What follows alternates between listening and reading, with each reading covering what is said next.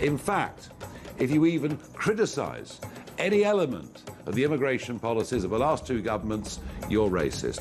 And yet the Home Secretary, Shubham Mahmood, tries to copy our policies. Patriotism, a force for good, is turning into something smaller, something more like ethno-nationalism, which struggles to accept that someone who looks like me and has a faith like mine can truly be English or British. Britain is being invaded. Thousands of fighting-age men from countries that despise Britain continue to arrive on our beaches. Our plan is the only appropriate response to a national security emergency.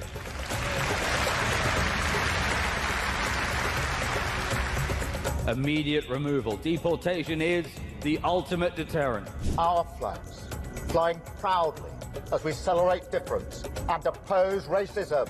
Labour says these policies are racist and immoral, and by implication, Reform supporters, Reform voters, Reform sympathisers are racist too. Yes, if you think we should control our borders, you are, by the definition of the Prime Minister and his cabinet, all racists. We can all see that the country faces a choice, a defining choice. Britain stands at a fork in the road.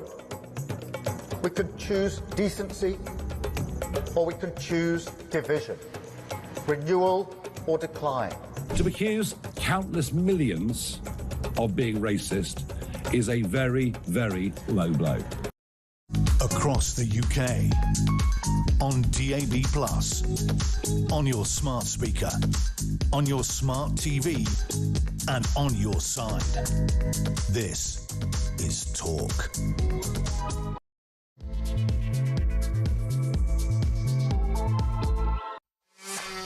There you are. What a day, what a day. Good evening and welcome to the Political Asylum right here on Talk. I'm Kevin O'Sullivan and I'll be your host for 3 hours of breaking news, challenging views and dynamic debate all the way to 10 o'clock.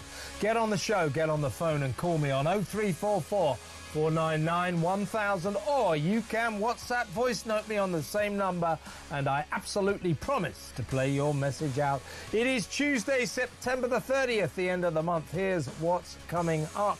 Keir's platitudinous conference speech naturally thrills the Labour faithful, but for normal human beings, bores for Britain, which, with the country falling apart at the seams amid an avalanche of egregious policy failures, Starmer and his gormless gang have no chance of renewing Britain. Renew Britain, my backside. Half an hour after Keir's claptrap, Reform leader Nigel Farage hit back with a barnstorming address in which he declared that two-tier is not fit to be Prime Minister. Is he right? 0344 499 1000. Farage's electrifying video swiftly eclipsed the Prime Minister on social media. But back to Starmer's not-so-inspiring rallying call in Liverpool. In the audience, Rachel from Accounts was crying again. What's wrong with her this time? Bored to tears? Apart from Keir reminding us that his dad was a tool maker, what actually was this hour-long dirge all about? What it did succeed in was providing final proof that two-tier needs psychiatric help for his disturbing obsession with Nigel Farage. Meanwhile, oafish Justice Secretary David Lammy may need lawyers after his extraordinary lie on TV that Farage flirted with the Hitler Youth. Obviously, we know that the ludicrous Lammy is stupid. We saw him on Mastermind. But did this know-nothing fool have to showcase his ignorance of history quite so embarrassingly? The Hitler Youth ceased to exist in 1945. Nigel Farage was born in 1964. Enough said. 0344 499 1000, and this is the Labour Party that says it wants to play clean, doesn't want to play the man. Yeah, you bunch of liars. In other Starmer speech news, no mention of the digital ID cards he was so enthusiastic about last week. He's clearly noticed the public's furious opposition to his freedom-crushing plan to turn Britain into a Soviet-style Papers, Please dystopia, and pointing to the sea change in UK politics, literally only a brief few seconds on the Tories, who just don't seem to matter anymore. No, Starmer's fevered fixation is reform, reform, and more reform, who are, of course, all racists. But boy, is this nasally challenged guy a poor speaker. So tedious it hurts. He turns all statements into cures for insomnia. The prattling Prime Minister is to oratory what Ronnie Corbett was to basketball. The palpable desperation of this frightened little Premier is pathetic, isn't it? 03444991000. Also tonight, a whole raft of shocking stories revealing the terrifying extent of the leniency shown in British courts to serious migrant lawbreakers. A Kuwaiti paedophile caught grooming a 14-year-old girl for sex. A Turkish asylum seeker who stabbed his victim with a broken bottle. And a Portuguese repeat domestic violence offender jailed for brutally attacking 5 different girlfriends. All of these foreigners here on licence have been allowed to stay in the UK. None of them deported. What the hell is going on? 03444991000. Plus, Olympic legend Sharon Davis joins me later to discuss the latest jaw-dropping example of woeful wokery gone barking mad. A local football association warning male soccer players, blokes, to cease shouting, "Come on, lads." You're playing football. Come on, lads. This football association says you can't do that anymore because it's too gender-specific and not inclusive. This is quite simply deranged. Surely this insane nonsense has gone too far. 03444991000. And finally, in the event of Hamas agreeing to Donald Trump's 20-point peace plan, Tony Blair is to help govern Gaza. Haven't the poor people of Gaza suffered enough? Once upon a time, after he lied us into that Gulf War, former PM Blair was appointed Middle Eastern peace envoy and, of course, brought lasting peace to the region. Oh, wait a minute. Maybe not. Why bring this old fraud back from the political dead? 03444991000. All that and so much more. So don't go anywhere. Stick with me right here, right now on Talk, the home of free speech and common sense. Let's spend Tuesday night together. And she's with me again, I'm very pleased to say, Talk's international editor, Isabel Oakeshott. Welcome, Isabel. Good evening, Kev. I don't know about you. I'm still kind of absorbing the kind of full content of that extraordinary speech from Keir Starmer, and I was still digesting it when up pops Nigel Farage with an absolutely extraordinary comeback against the various ghastly accusations levelled against him. I've never seen anything like it in party conference politics. Well, I had the misfortune to sit through the entire Keir Starmer speech. So did I. And my big question was, why is Rachel Reeves crying again? As I say, I think she was bored to tears, like me and you, no doubt. It really wasn't a very good speech. As I said, he is to oratory what Ronnie Corbett was to basketball. He just is not a good public speaker. So even if he's given reasonably good material to deliver, he delivers it very, very poorly. He sucks the guts out of all speeches. And I don't think he was given particularly good material today. But of course it was Farage, reform are all racists, and so on and so forth. So let's play a few moments. I hesitate to call them highlights. Here is Starmer attacking Nigel. We can all see these snake oil merchants on the right, on the left, but be in no doubt conference. None of them have any interest in national renewal because decline is good for their business. I mean, think about it. When was the last time that you heard Nigel Farage say anything positive about Britain's future? He can't. He doesn't like Britain, doesn't believe in Britain, wants you to doubt it just as much as he does. Well, there you go, Isabel. Before we discuss this, let's have a look. Nigel Farage hit back with a barnstorming 7-minute address. And I think what's happened here is, quite rightly, Nigel Farage has just had enough of this. You've got this lying bunch of frauds, these Labour people, these cabinet crew, all saying, oh, we're playing clean politics. We don't go in for dirty politics. We don't play the man. Within seconds of the Prime Minister's boring speech ending, curing all of our insomnia, old David Lammy, the Justice Secretary, that ignorant oaf, crops up on the BBC, crops up on television, saying Nigel Farage flirted with the Hitler Youth. Now, as I said in my speech, look, in my monologue, the Hitler Youth, quite logically, ceased to exist in 1945, when Hitler ceased to exist and Germany lost the war. Nigel Farage was born in 1964. I mean, frankly, I admire Nigel for not suing the backside off David Lammy. David Lammy had to sort of climb down a bit. Still hasn't apologised. He said, well, he's denied it, so I have to accept that denial. How could he have flirted with the Hitler Youth when it didn't exist when he was born? It's ridiculous and absolutely libelous. But I think it was that and Starmer's constant attacks, oh, you're racist and you put Britain down. I think Farage, who acts with great dignity under these kind of attacks, these unfair attacks, I think he did snap a bit and he thought, right, I'm going to hit back. So in a 7-minute address, he completely stole the Prime Minister's thunder. That is the speech that's getting all the action on social media. People have already forgotten Keir Starmer's dreary effort. So here's Nigel hitting back at Keir Starmer. Labour says these policies are racist and immoral, and by implication, Reform supporters, Reform voters, Reform sympathisers are racist too. Yes, if you think we should control our borders, you are, by the definition of the Prime Minister and his cabinet, all racists.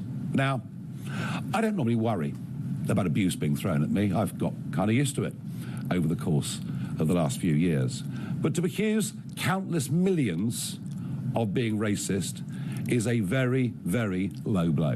Why? Well, this language will incite and encourage the radical left. I'm thinking of Antifa and other organisations like that. It directly threatens the safety of our elected officials and our campaigners. And frankly, in the wake of the Charlie Kirk murder, I think this is an absolute disgrace.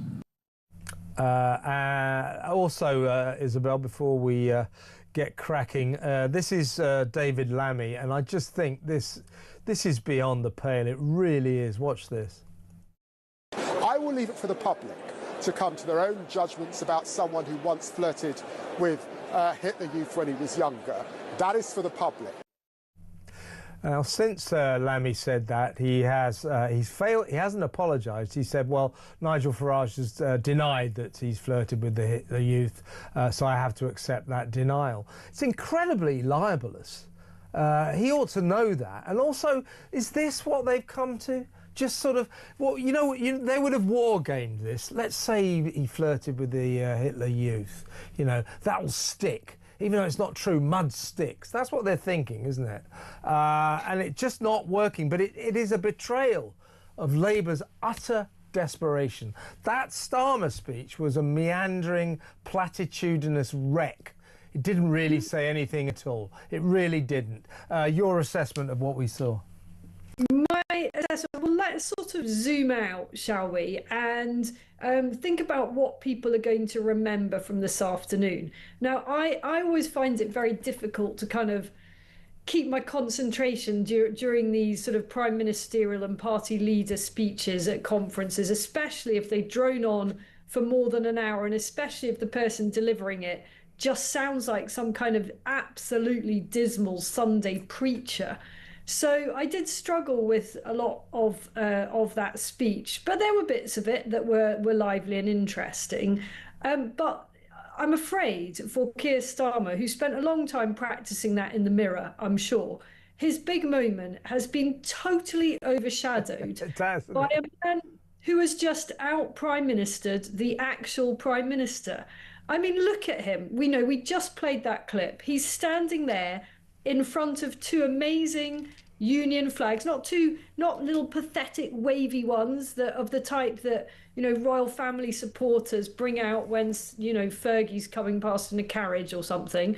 Two proper flags behind a lectern that very deliberately looked like a Downing Street lectern, and he looked very prime ministerial. You can like him, you can not like him, but there is no denying that Nigel Farage channeled prime minister moments after Keir Starmer tried to fight for his political life with a speech that I think has spectacularly backfired. I think it has, and I'm going to deliver my famous Keir Starmer impression. This is the final barnstorming, booming declaration of his rallying cry to the Labour faithful in Liverpool. With a flag in our hands, we will renew this country until we can say with total conviction that Britain is built for all.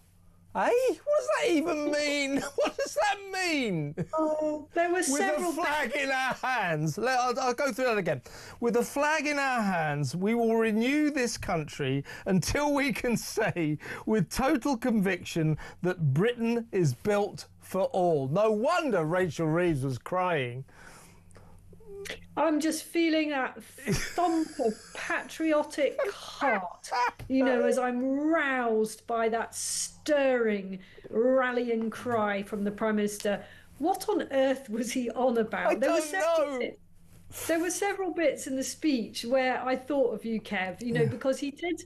Did you notice, or had you actually zoned out at the bit where he talked about the vile people smuggling gangs? He actually used the word "smash the gang." I know. I tweeted it. Good to hear that again. It hasn't got more hilarious over time. I mean, unbelievable. And also, I mean, I know he made a bit of a joke about it, but did he have to bring up his toolmaker dad?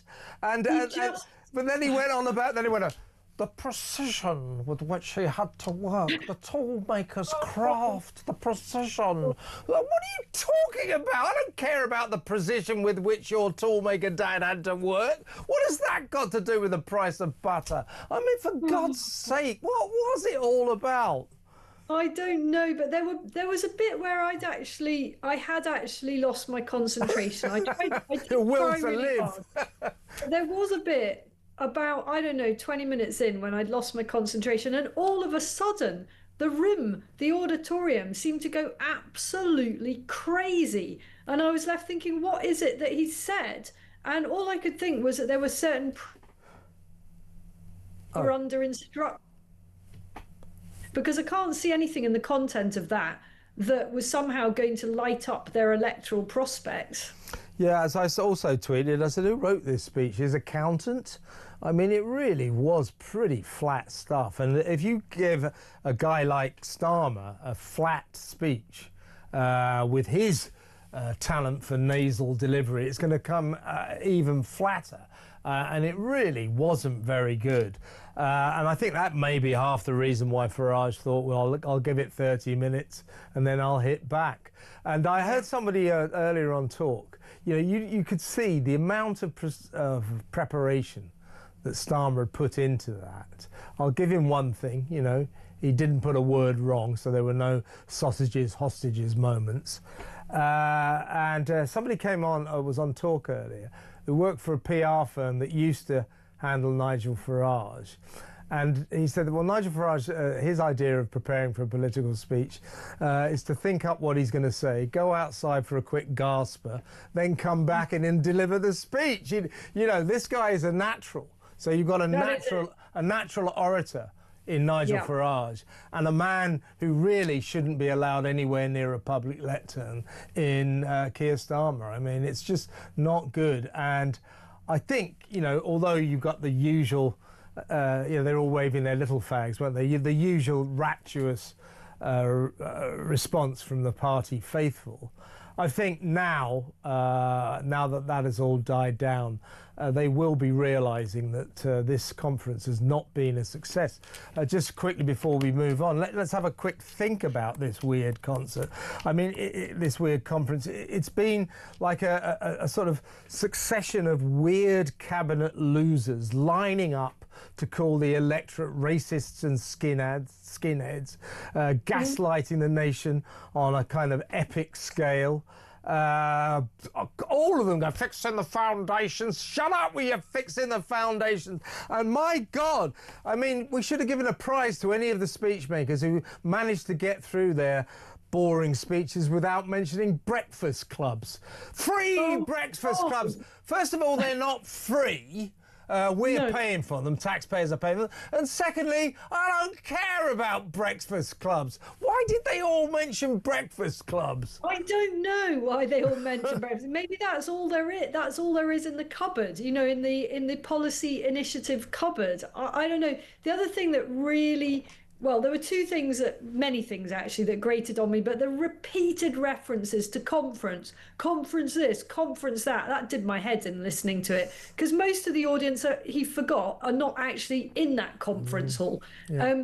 And just constantly talking about delivery. You're not a pizza deliverer person. You're a prime minister. We don't want to hear about delivery. We want to see you actually doing things. Yes, and he hasn't delivered anything yet. His basic line is, this is the party of decency and renewal. Well, so their line is, trapped in their own groupthink bubble, is we're nice. We're nice people, we're decent people, and it's going to be so easy to persuade the people of Britain that Nigel Farage and Reform are horrible and nasty. Well, how's that working out for them? Not very well, I don't think. No, not very well. Right, listen, when we come back, throughout the night I'm going to keep going back to the conference, but I think it's important that there's three shocking stories have emerged today of incredibly lenient treatment of migrants who've broken serious laws being allowed to stay. And the trick, I would suggest, seems to be, in magistrates and Crown Courts, is to give these people suspended sentences. Because if they are not custodial, if the sentences are not custodial, there is no automatic deporting. So all of these really serious criminals have only been given suspended sentences and therefore allowed to stay. I'll talk you through the one I'd like you to comment on next. It's a shocker. That next, stay tuned.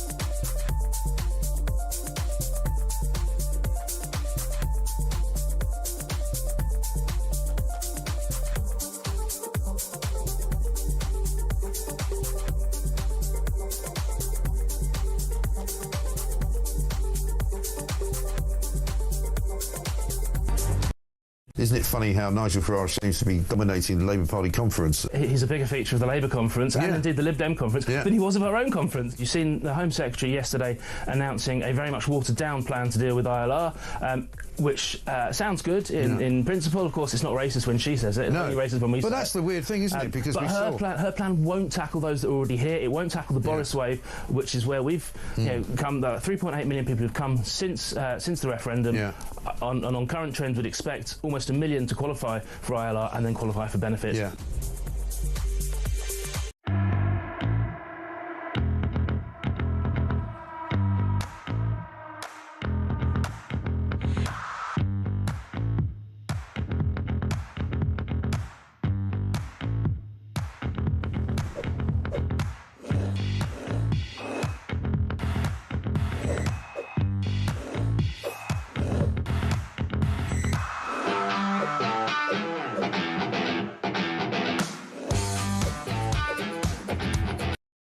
Across the UK, on DAB+, on your smart speaker, on your smart TV, and on your side. This is Talk. Welcome back. I'm still with Talk's international editor, Isabel Oakeshott. Isabel, with a flag in her hands, let's discuss the migrant crisis. On Saturday, by the way, so he, as you say, hilariously, he actually wheeled out Smash the Gangs again. Don't say that, Keir. We all know that's a joke. 1 in, 1 out. Brilliant deterrent. On Saturday, 895 illegal migrants came across the channel. On Sunday, 403. Yesterday, fairly light day, just 70, but we're hearing more than 400 came across today. So the migrant crisis and the lack of deterrence continue apace. Then there is the issue of the way we treat migrants who come here and who repay our kindness, our generosity by breaking our laws. The first one I want to discuss, by the way, later on I'm going to be discussing with other guests a Turkish migrant in an asylum seeker hotel who stabbed his victim in the back with a broken bottle. Also, we'll be talking about a Portuguese migrant who's been to jail because he's a repeat domestic violence offender who's beaten up 5 of his girlfriends, came out of prison and has been allowed to stay. So we'll go into those later. The one I'd like you to discuss is this one. An asylum seeker was caught trawling the web and proposing sex with a 14-year-old girl. He's been spared jail after telling the court he didn't realise he was doing anything wrong. He's a Kuwaiti migrant living at a Liverpool asylum seeker hotel. His name is Fahad Al-Enazi, and he's 31 years old. He was snared by an undercover investigator, actually posing as a teen, and his downfall unfolded after he was confronted by the paedophile hunters group, the Witness Parents Against Predators organisation. Warrington magistrates on Friday, he admitted his offence, said he didn't really realise he was doing anything wrong, but he was, of course, convicted for attempting to engage in sexual communication with a child. He was sentenced to 8 months in prison, but wait. That sentence was suspended for 2 years. He was also ordered to complete 300 hours of unpaid work and 25 rehabilitation activity days, whatever the hell they are. He's also issued with a sexual harm prevention order and put on the sex offender register for 10 years. The Justice of the Peace, Paul Chadwick, told him, "You are very lucky today not to go into immediate custody. In this country, we take these offences very seriously, but not seriously enough, it seems, to deport this child sex abuser. He will remain in this country because I think almost on purpose, I reckon there's a policy to not send these people to prison, because if they go to jail, once they're locked up, when they come out, they have to be deported. So giving them a suspended sentence means they don't go to jail, then they're not deported." This guy, a paedophile sex predator who preyed on a 14-year-old girl, as far as he knew, asked her for sex, is allowed to stay. What is going on here? I mean, what is going on is that private organisations of the kind that you described, I'm not familiar with that particular group, but a sort of campaigning group, are having to take matters into their own hands to root these people out, because our own authorities are so hopelessly incapable of doing proper searches on the background of people they give right to remain or allow to settle in the UK, and they don't monitor how they're behaving once they are in the UK. And so you get things like this, and you get individuals from very different cultures who apparently think it's acceptable to groom 14-year-olds. And you and I have discussed a number of similar cases. Now, whether they really do think it's acceptable or whether they're just saying that because they think it will give them a free pass, and in this case it seems to have worked rather nicely, I don't know, and I don't really care. I just think that these types of characters should be not given any quarter at all. You know, forget the suspended sentence, forget all the resources that are going in to 25 rehabilitation sessions. Just send the guy back to Kuwait. You know, Kuwait is not a place that's in any kind of civil war. Just punt him back over there where he belongs. Yeah, these lenient sentences result in a failure to deport people who should not be in this country. This guy's a paedophile. This guy's the kind of guy who hunts for little girls online and then persuades them to have sex, to meet him and have sex. That's what he does. And he's been allowed to stay in this country with a bit of a ticking off from the Justice of the Peace. You're very lucky not to be going to prison. In this country, we take this sort of thing very seriously. I mean, it defies belief, doesn't it? I would argue that if your understanding of our country is so very lacking that you think that this is okay, then you don't have the right to be in our country at all, because you've made not the slightest bit of effort to understand the basic laws of civility and treating children as children that we operate by.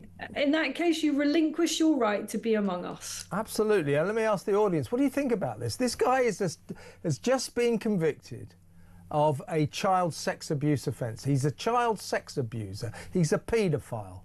And yet it doesn't seem to have affected his application for asylum to remain in this country at all. He continues to reside at an asylum seeker hotel in Liverpool. Should we be sending him back to Kuwait, as Isabel says? 03444991000. Isabel, thank you so much. Always a pleasure to have you on the show. That's Isabel Oakeshott, Talks International editor. We're going to go to break now, and then we'll return with barrister and commentator Stephen Barrett. We'll get his take on another aspect of Keir Starmer's speech and Nigel Farage's response. And we'll talk about another serious case of leniency to a migrant, an asylum seeker, living in an asylum seeker hotel in Bournemouth, who stabbed his victim in the back with a broken bottle. So he was caught on smashing this bottle against the wall and then stabbing his victim in the back. Allowed to stay, not sentenced to jail, still here. His application for asylum not affected at all. What do you have to do to get your application for asylum rejected? What do you have to do? 03444991000. We'll talk about Liverpool, the conference next. Stay tuned.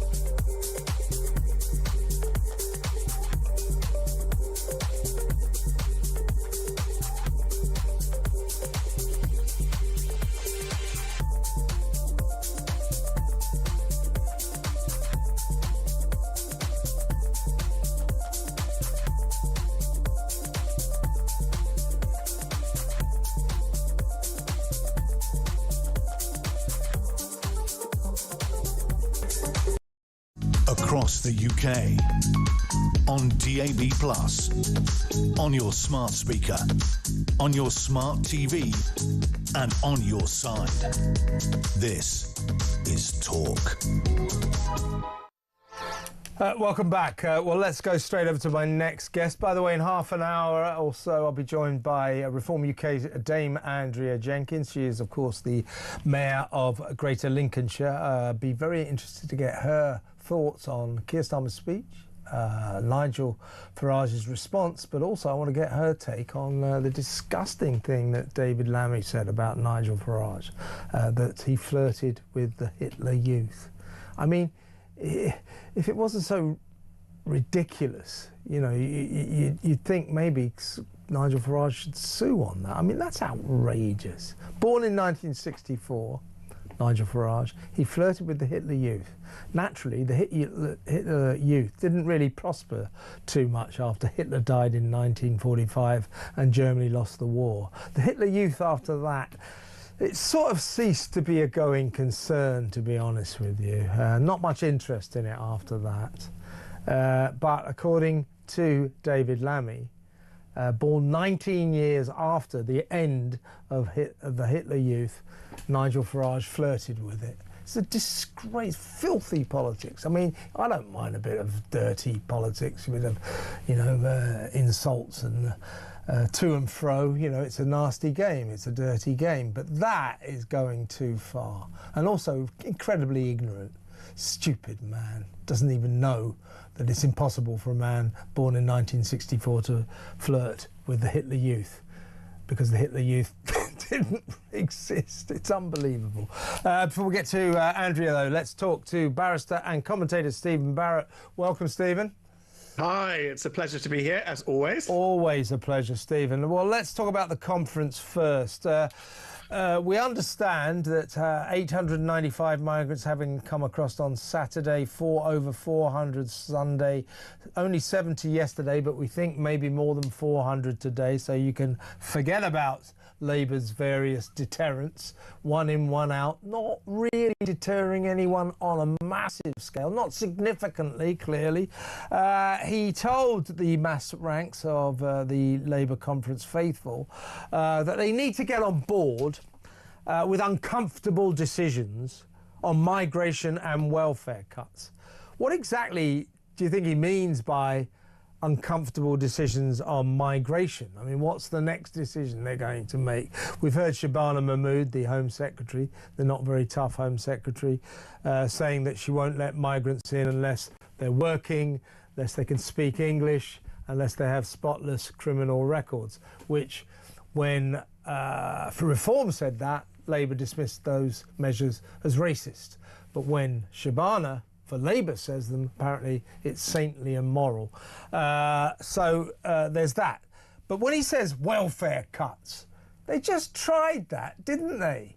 And thanks to Angela Rayner and a massive backbench rebellion, their bid to save £5 billion on our £320 billion a year welfare bill completely failed, to the extent that we ended up with an even bigger welfare bill rather than cutting it down at all. So when he says you've got to make some uncomfortable decisions on welfare cuts, he's incapable of doing that. And as for migration, I have no idea what he's on about anymore. I mean, he said smash the gangs in his ridiculous speech. Again, it's good to hear that one. All the old favourites coming back to haunt us. And he also talked about you know, getting tough on welfare cuts. But, you know, he's already failed to make uncomfortable decisions on these two issues. What's he talking about, do you think? He lies. And that's a really unfortunate truth. I actually think it's a very sad truth. I was very largely brought up by my working class granny to not lie. And I think not lying is quite important. Now, don't get me wrong, there are bounds to that. So if somebody asks you whether or not I'm fat, I very sincerely hope you lie. But, you know, we are dealing with a Prime Minister who just says stuff. And he obviously doesn't mean it. He hasn't smashed the gangs. They've been in power now for well over a year. This is a settled regime. If they were going to do anything, it would have been implemented months before now, and it would be in process now. He'd be able, if it took a long time to solve the problems, which is what he says, he'd at least be able to point to it and say, well, look, we're doing this, this, this, and this. It might take a while for the fruits to come, but at least we're doing it. But they're not doing anything. So he just talks. And Kevin, I do think a line was crossed today. I actually don't think we should laugh at David Lammy doubling down and saying that Nigel flirted with the Hitler Youth. I think that they have been othering their political opponents for a very long time. And I think that's incredibly serious. I think it's about time we talk about certain people in politics othering their opponents and encouraging violence. And I think that's where we are, because if Nigel Farage is a fascist who, let's just take them on their own. Let's assume, so say he did flirt with the Hitler Youth. What is that saying to an aggressive lunatic on the far left? It's saying violence against Nigel is legitimate. That's what it's saying.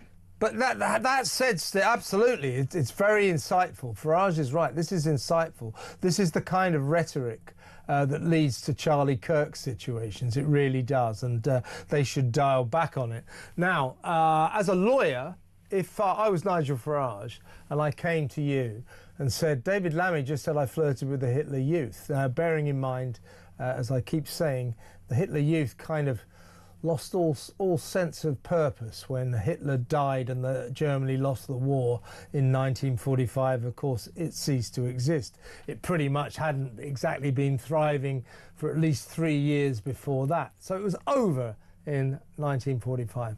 Nigel Farage was born in 1964. If I came to you and said, I want to sue David Lammy for defamation, I think it's an open and shut case, isn't it? It's almost certainly an open and shut case, but I'll tell you what any competent defamation lawyer would say, is that they would say that damages are very likely to be low or capped around 100,000. You're likely, if Works they fight, for me. Just wait for the rest, Kev. You're likely to spend about 400,000 to 500,000 on lawyers. Yeah. Even if you win, you're likely to only get about 60% of that back. And effectively, and this is where I want to make it very clear that I have no political allegiance when I explain law to the public. Yeah. This is what David Cameron did to defamation. Defamation has been neutered to the point where it doesn't really control wrong speech. It doesn't really stop anybody. That's why Labour politicians just feel able to say anything. They're not going to get sued because the disproportionate relationship between the value that they'd be sued for and the legal costs of it means that it's not going to happen. All right, Stephen, that's your thoughts as a lawyer, and very valuable they are, of course, expert, as obviously.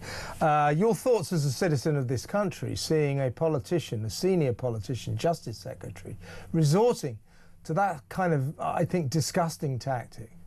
Well, I think David Lammy must resign immediately. And then I would call upon Merseyside Police to carry out an investigation into the Labour Party that there are a large number of offences, and I don't want to get bogged down in technicalities, that the public broadly know as incitement to violence. And I think we've seen them at the Labour Party conference. I think that's disgraceful. I have friends in the Labour Party. I have friends on the left. I hope that they are utterly shocked and disgraced. If the Conservative Party does the same thing, I'll be back on to tell you how disgraceful the Conservative Party is. But it's about time that we put down a line in the sand to protect the country that we actually want to be. And I think most of us, regardless of our politics, actually want to be us. Britain. We are a thing. Famously portrayed by Tolkien as the Shire full of hobbits. That's what we are. We want our beautiful, lovely country back. And we're not going to get it with Keir Starmer othering his political opponents and effectively calling for violence against them. Yeah, and don't forget that Shabana Mahmood, the Home Secretary, in her speech yesterday, she said that large elements of the people who attended the Unite the Kingdom march a couple of weeks ago were skinheads, and I'm not going to use the other term that she used, P-bashers, you know what I'm saying. So this over-the-top narrative, I think, really is very concerning. And just before we move on, just to prove that even Lammy, I think, realised he may have crossed the line, here's Lammy sort of well, not really apologising, but kind of conceding that what he talked when he said that Nigel Farage flirted with the Hitler Youth, it was absolute nonsense. Here he goes. You made? He has denied it, and so I accept that he has denied it, and I would like to clarify that position because in the end the Prime Minister was keen for us to focus on the policies, not the individual. Oh, yeah, well, of course, saying that somebody flirted with the Hitler Youth, that's not pointing the finger at the individual, is it? That's definitely focusing on politics. Really, really consistent there from David Lammy. It's disgusting, isn't it? I mean, that's what they've been doing this entire conference. They've been trying to demonise Nigel Farage, demonise Reform UK. And, of course, I think it's badly backfired on them because by calling Nigel Farage a racist, by calling Reform's migration policies racist, they are in effect calling millions of Reform supporters and other citizens who support Nigel Farage's ideas, they're calling them racist as well. And I think it's backfiring badly. Well, it will. It absolutely will, because the British have a very strong sense of fair play. And the British involve a huge number of ethnicities.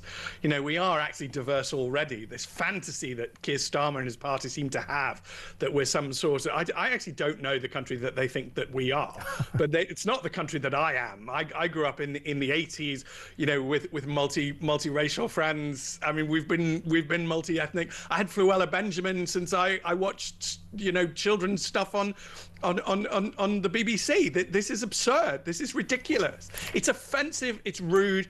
But what's really going on is that they're crossing the line into violence. And that's where I think we do actually have to, because we're pretty tolerant as a people. But I think we really do have to say, hang on a second, no. No, no, no. You cannot incite violence against somebody, because God forbid something happens to Nigel Farage tomorrow. What are we all going to do?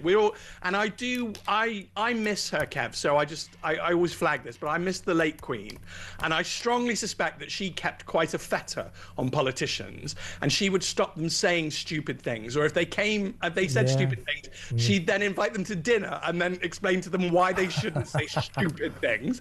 And it's very clear that Lammy has nobody like the late Queen. The Keir Starmer has nobody like the late Queen to come and say, this is wrong.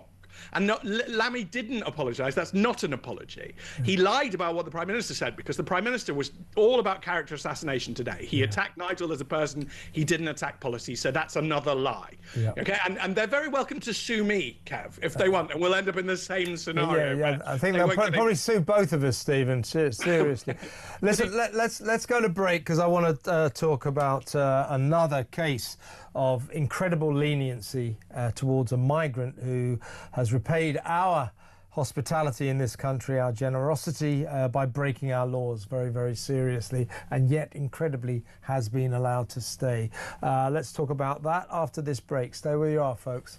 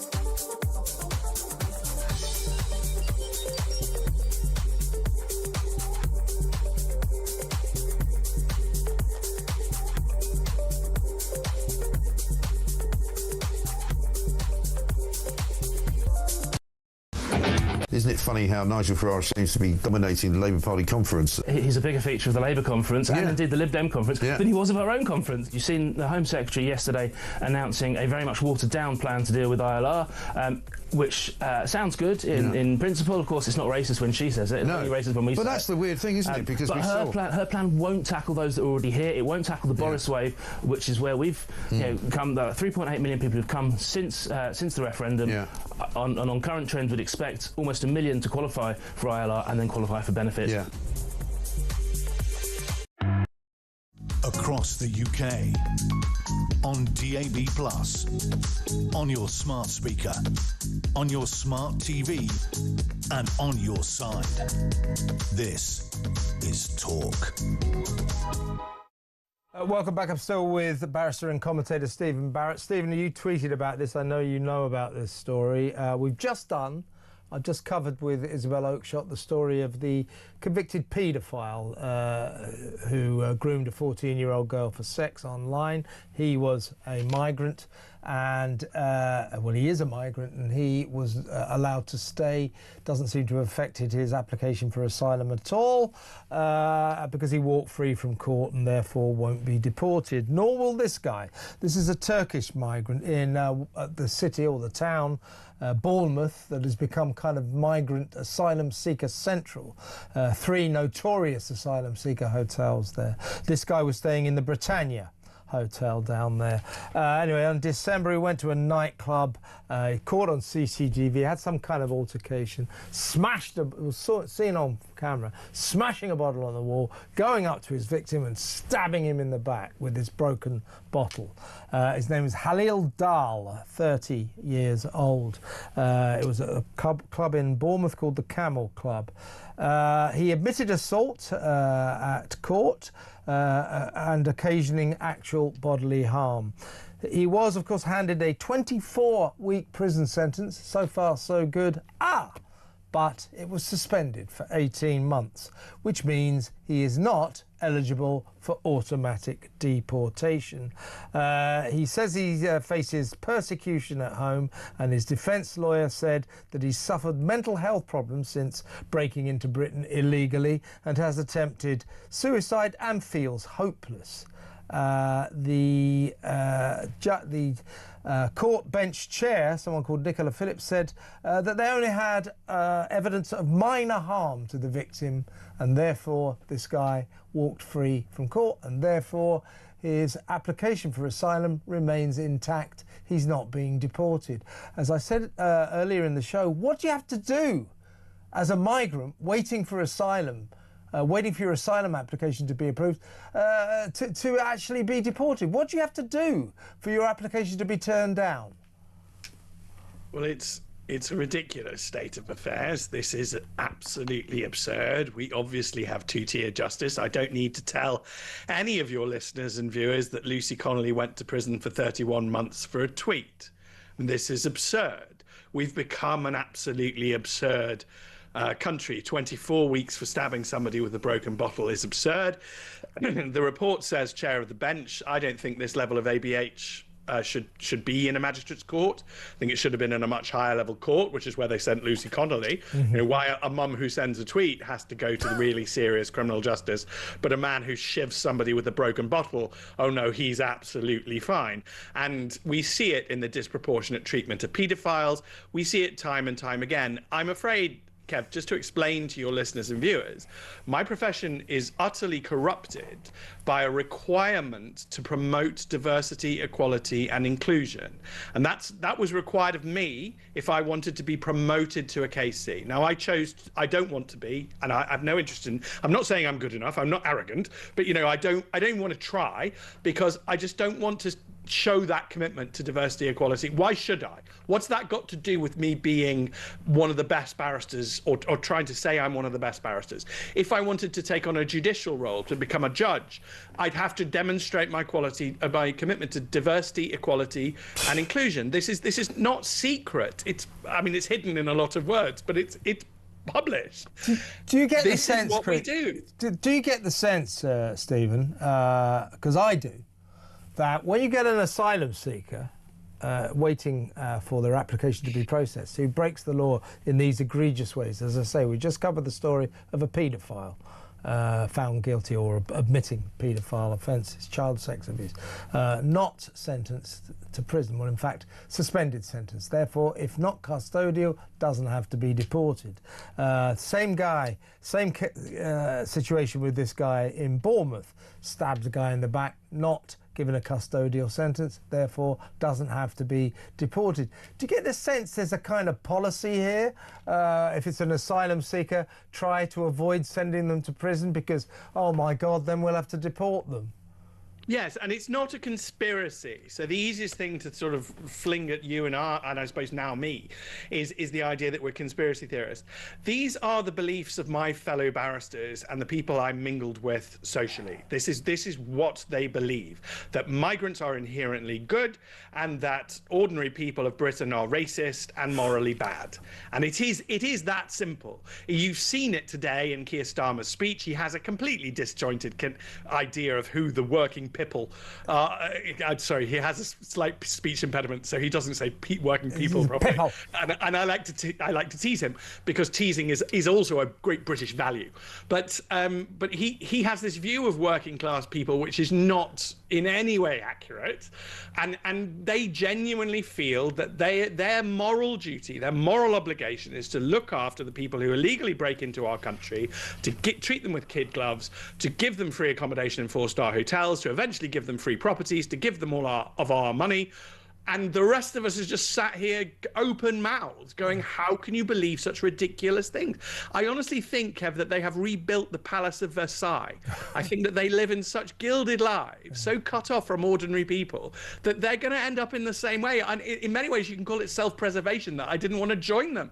There's no way that the current elite is going to last very long. They're obviously just against the people. If you are filmed, if you, I mean, it's all about premeditation. If you're filmed smashing a bottle on the wall, going up to your victim, stabbing them, by the way, as he approached the victim, he's doing this all the time, then he stabbed him. The chairman of the bench, or the chairwoman of the bench, effectively is saying, well, you know, by a stroke of luck, you didn't actually inflict any serious injuries. You know, that stabbing in the back, he only ended up with light injuries. Therefore, your sentence is light. Somebody who does that in a premeditated way, smashes the bottle, stabs his victim in the back, that's a prison sentence, isn't it? It should be, and if she's a magistrate, she depresses me, because I think one of the ways we can fix this is by bringing the magistrates back, getting rid of the professional judge class, who are very easy to corrupt into certain beliefs and practices, just by self-interest. This is not a conspiracy theory. You just make self-interest flow in a certain direction, and surprise, surprise, human beings will behave a certain way.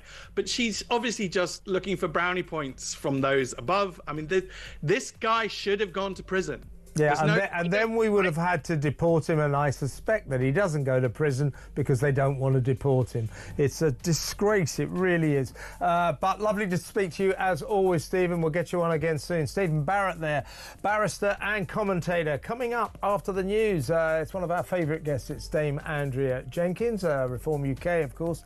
Lots to say, I would have thought, about what's been going on in Liverpool today. And, of course, Nigel Farage's speech. Looking forward to that. That next. You better stay tuned.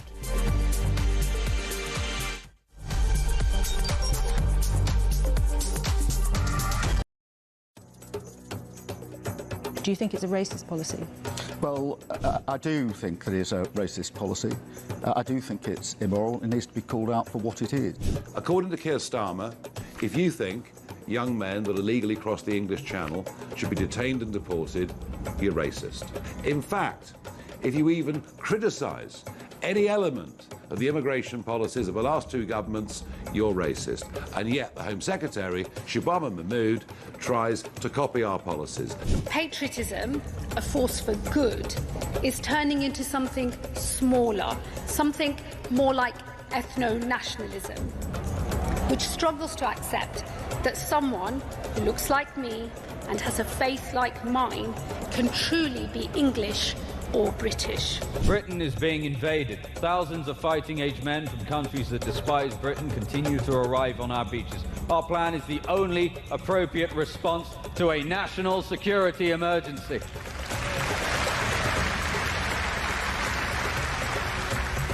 Immediate removal. Deportation is the ultimate deterrent.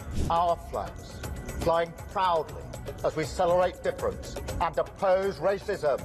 Labour says these policies are racist and immoral, and by implication, Reform supporters, Reform voters, Reform sympathisers are racist too. Yes, if you think we should control our borders, you are, by the definition of the Prime Minister and his cabinet, all racists. We can all see that the country faces a choice, a defining choice. Britain stands at a fork in the road. We can choose decency, or we can choose division, renewal or decline. To accuse countless millions of being racist is a very, very low blow. Why? Well, across the UK, on DAB+, on your smart speaker, on your smart TV, and on your side. This is Talk.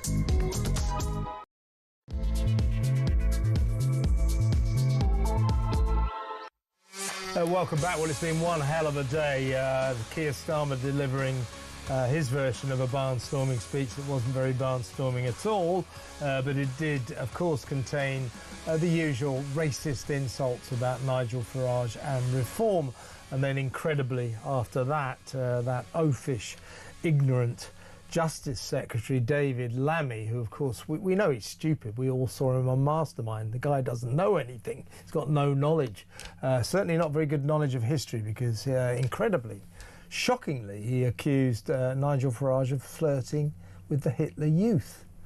The Hitler Youth, as I keep saying, kind of ceased to exist when Hitler ceased to exist. I don't think they were going too well as of about 1942 onwards, but 1945, with Hitler's death and the end of the war, the defeat of Germany, that was it. No more Hitler Youth, obviously. 19 years later, Nigel Farage was born, 1964. How could this guy have flirted with the Hitler Youth? It's a disgrace. Lammy's kind of backtracking now, but boy, oh boy, are Labour playing dirty. Let's talk to Reform UK's Mayor of Greater Lincolnshire, Dame Andrea Jenkins. Welcome, Andrea. What a day. Absolutely. And it seems like the whole Labour conference, it's just been about reform, actually, isn't it? I've had a friend who was going there not as a Labour member, but through his work. And he sent me some leaflets, and he actually sent me a recording of, I don't know if you saw, I put it out earlier, Miliband trying to make out that Nigel and Reform, we are part of a far-right global movement, and we are impinging on freedoms. I mean, how can they say that? Look at what they're doing with digital ID and the whole behaviour of locking people up for social media posts. I've got two words for them, Andrea, Charlie and Kirk. This rhetoric that they're dialing up is dangerous. It's dangerous. So let's just talk a bit about it, shall we?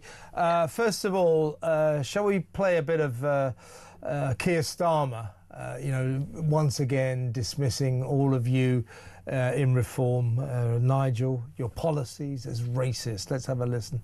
We can all see these snake oil merchants on the right, on the left, but be in no doubt conference, none of them have any interest in national renewal, because decline is good for their business. I mean, think about it.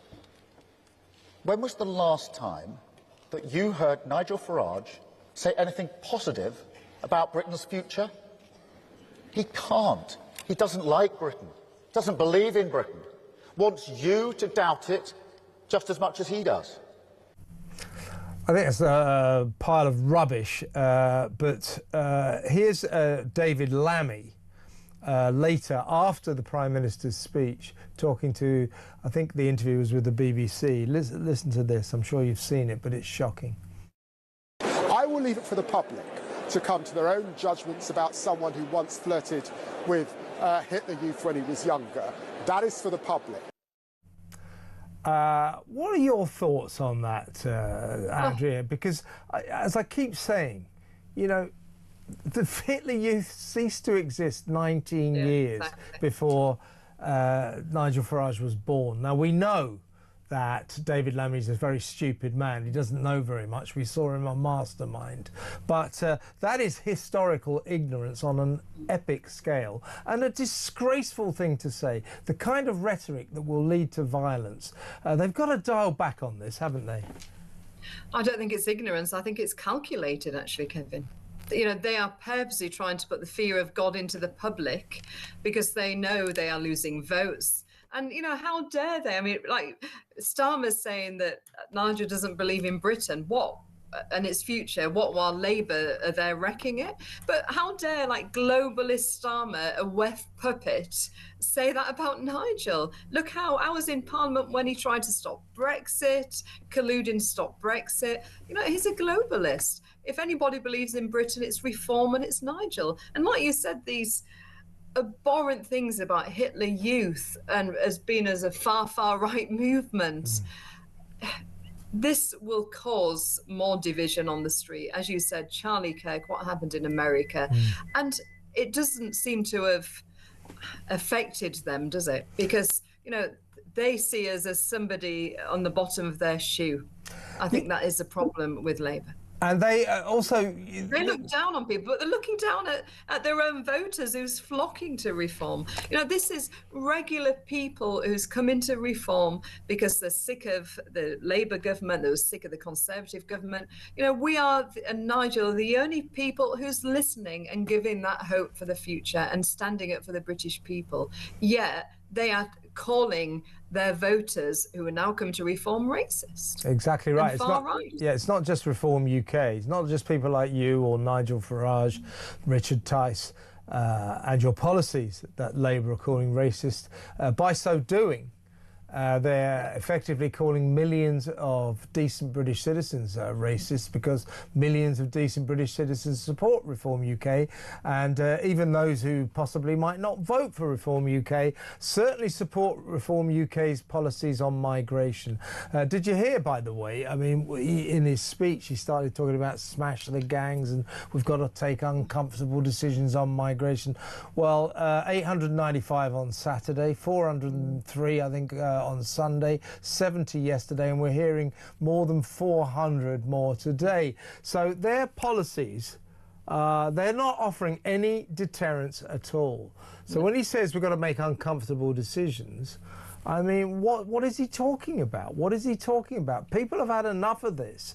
And if we could just talk about Nigel's response today, within half an hour I watched the entire Prime Minister's speech, I'm sorry to say. I was rather bemused, by the way, as to why Rachel Reeves was crying again, but that's a different issue. As I said, perhaps bored to tears. But within half an hour, Nigel was responding with this. Labour says these policies are racist and immoral, and by implication, Reform supporters, Reform voters, Reform sympathisers are racist too. Yes, if you think we should control our borders, you are, by the definition of the Prime Minister and his cabinet, all racists. Now, I don't normally worry about abuse being thrown at me. I've got kind of used to it over the course of the last few years. But to accuse countless millions of being racist is a very, very low blow. Why? Well, this language will incite and encourage the radical left. I'm thinking of Antifa and other organisations like that. It directly threatens the safety of our elected officials and our campaigners. And frankly, in the wake of the Charlie Kirk murder, I think this is an absolute disgrace. Your thoughts? I agree with him. Do you, Andrea? Oh, completely. It's, as I said, this is a calculated character assassination of reform voters. They're trying to put fear out there. I mean, Labour are the masters of fear-mongering, aren't they? Indeed. And they always have been. I mean, look, even going on something like the NHS, they've been saying that the Conservatives are trying to privatise it for the last 40 years. They're now saying reform, which is all lies. And it just goes on. They lead by fear. And I completely agree with Nigel. I was very moved by his speech.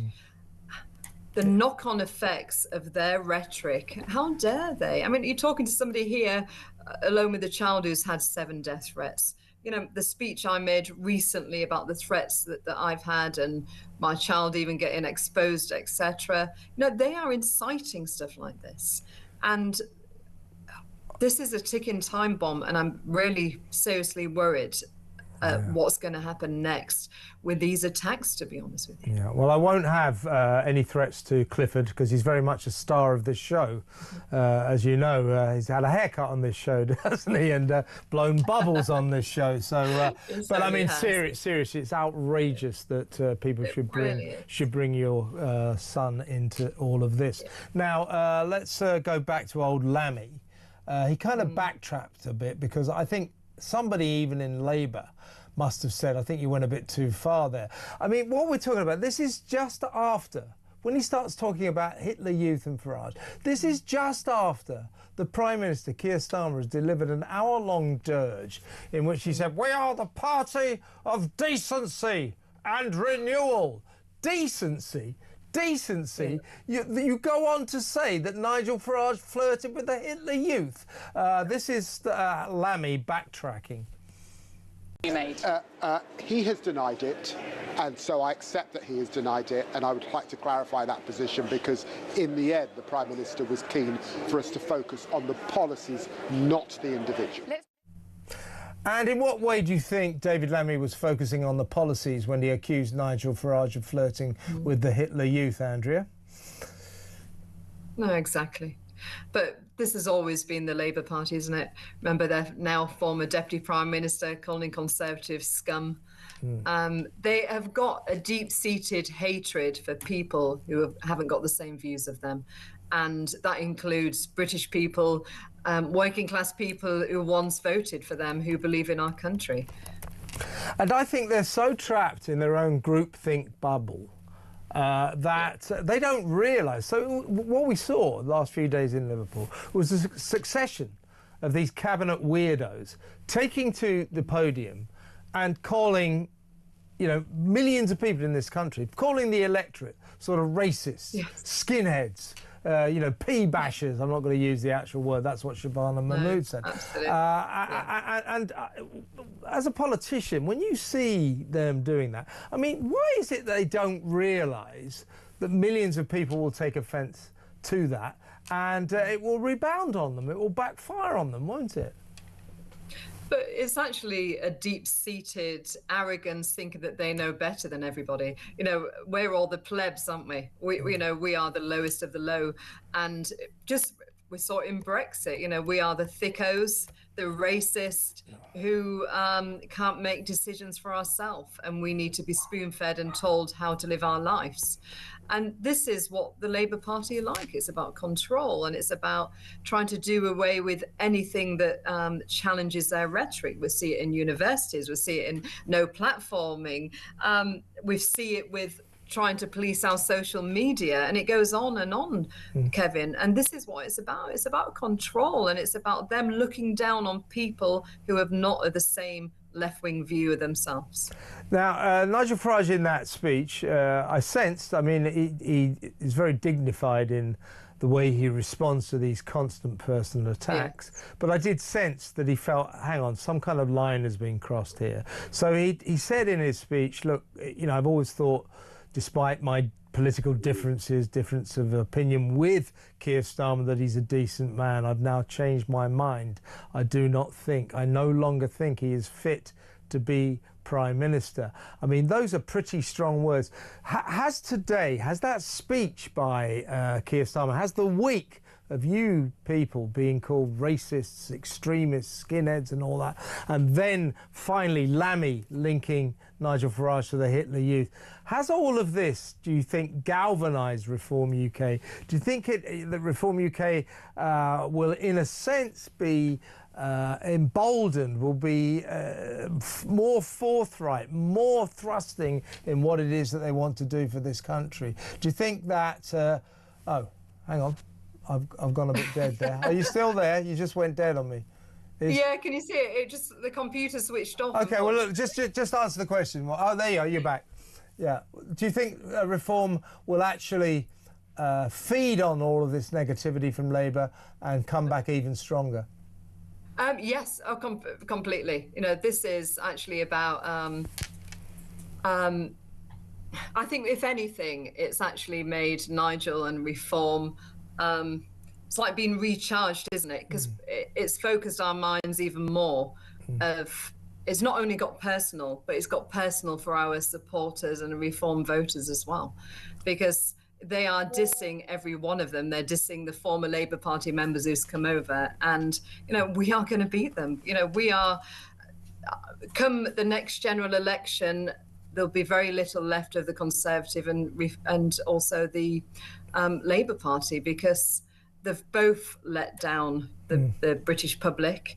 And the thing is, as we've seen, it feels like the Labour Party have got a hatred of people who don't think their way, which is obviously the British public. So we will come back fighting. We are fighting, and we're fighting for the British people. We're fighting for what's right, and we're fighting to save our country and, the heart of Britain, and ensuring that our children have got a better future. I know I'm certainly fighting for Clifford, Kevin, which I'm sure you are for your children. Exactly right. Now, one last point before we go to break. What I think was striking about that speech, apart from the fact he mentioned Nigel Farage about 500 times, Nigel Farage has been the star of the Labour conference.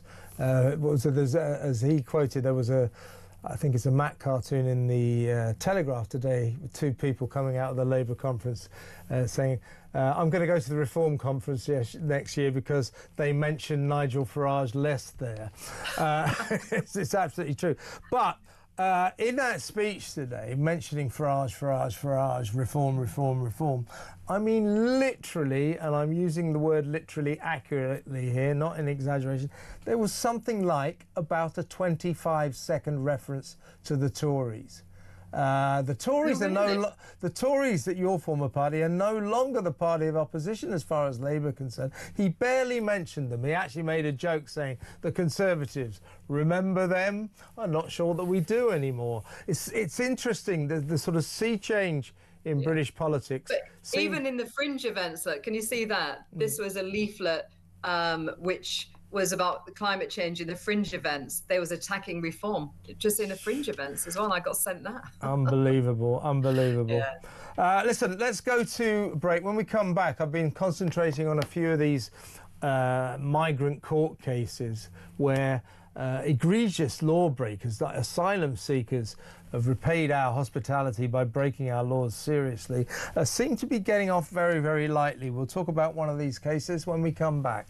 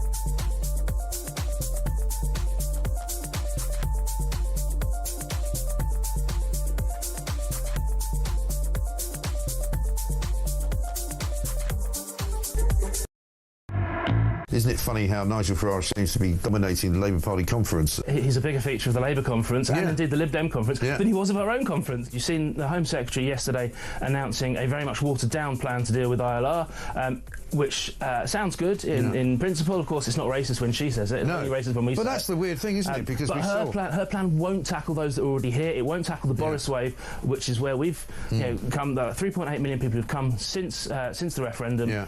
On current trends, would expect almost 1 million to qualify for ILR and then qualify for benefits.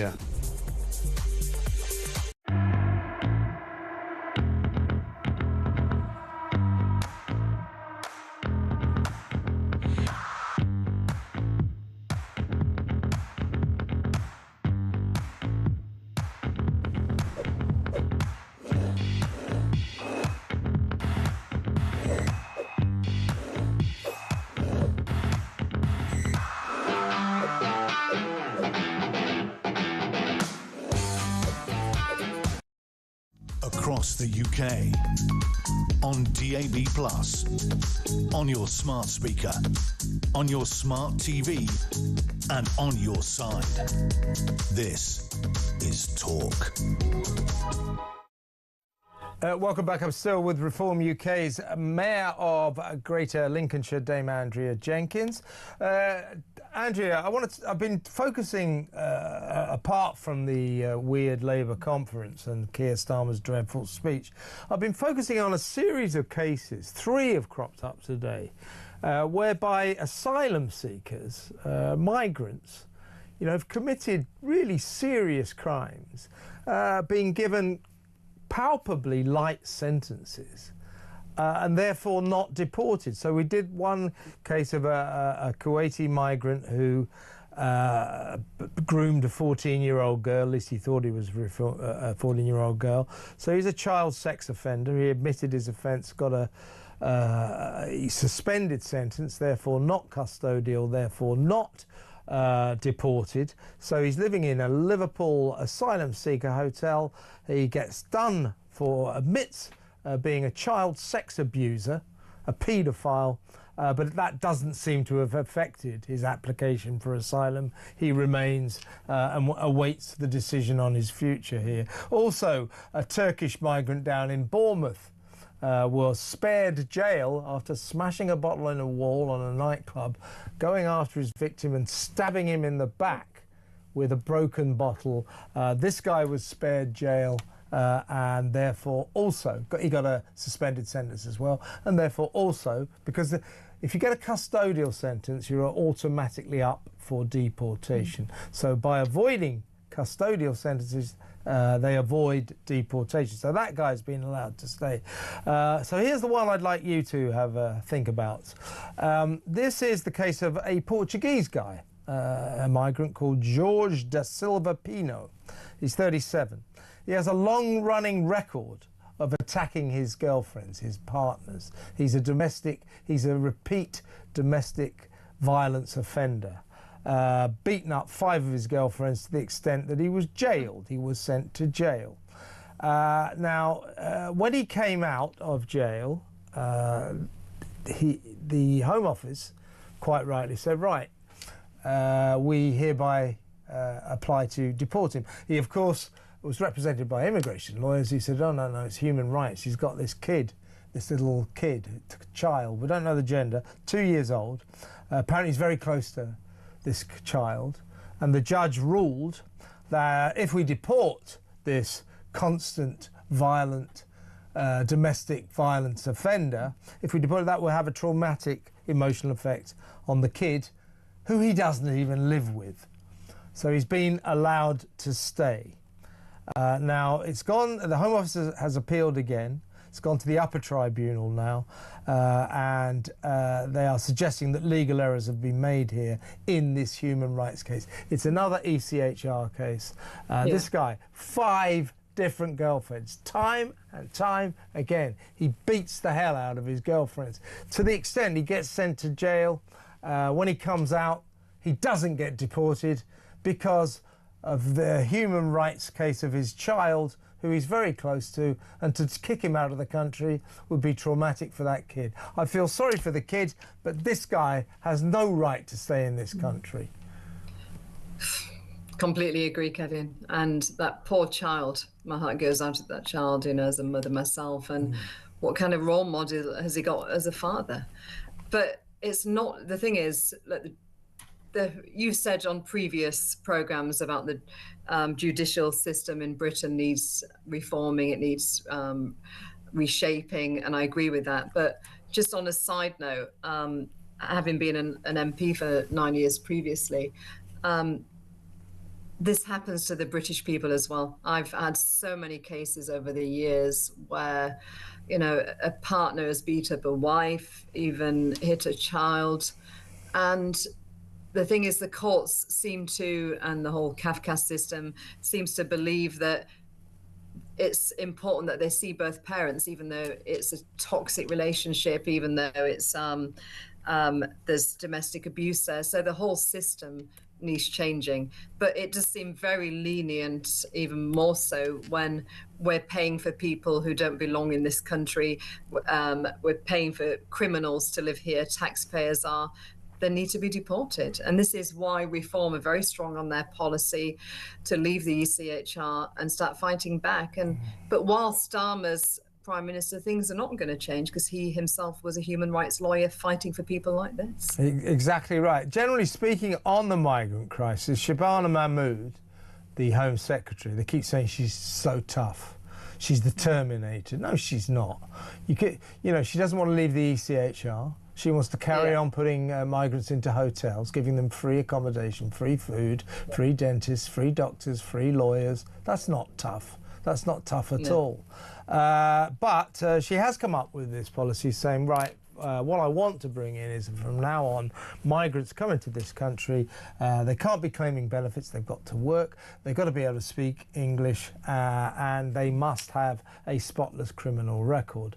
I mean, I quite like all of those ideas. The criminal record, I think, is a very difficult thing to establish. It's not like these migrants are going to say, oh God, I cannot tell a lie. Exactly. I've got this long record back in Syria, so I've got to tell you. They won't tell you. So the lying will continue. But anyway, she proposes those three reasonable ideas. Reform, of course, have proposed the same measures, very similar measures.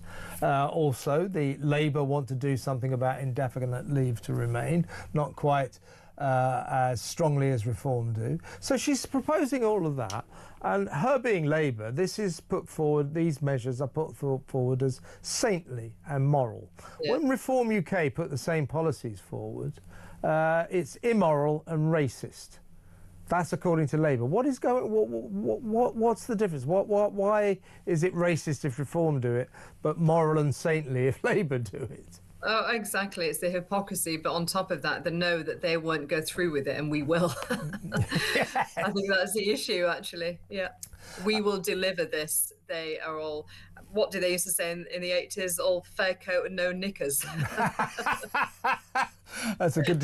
That's a very good description of Labour. But what about their alleged deterrence, the one in, one out? We keep hearing about the one in, one out scheme. I think we've got about 6 people back to France, and or we've had about 6 people from France, and we've sent about 6 people back, or something like that. It's pretty feeble, but it's supposed to be a deterrent. It takes centuries, won't it, to actually get to a stage where you're deporting a lot of people. But given that this is supposed to be a deterrent, on Saturday 895 came across. Sunday I think it's 403, more than 400. Yesterday 70. Quite a light day yesterday. Today we're hearing more than 400 again. I mean, what is the point? The one in, one out is clearly not working as a deterrent. So it's just an expensive distraction, isn't it?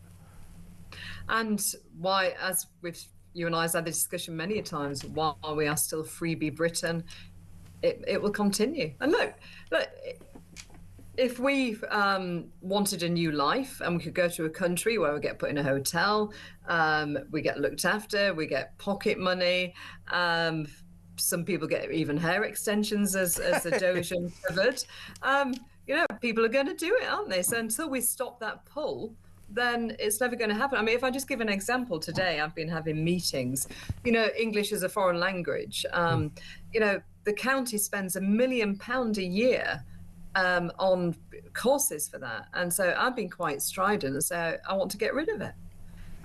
Because people has got to paid into the system at least.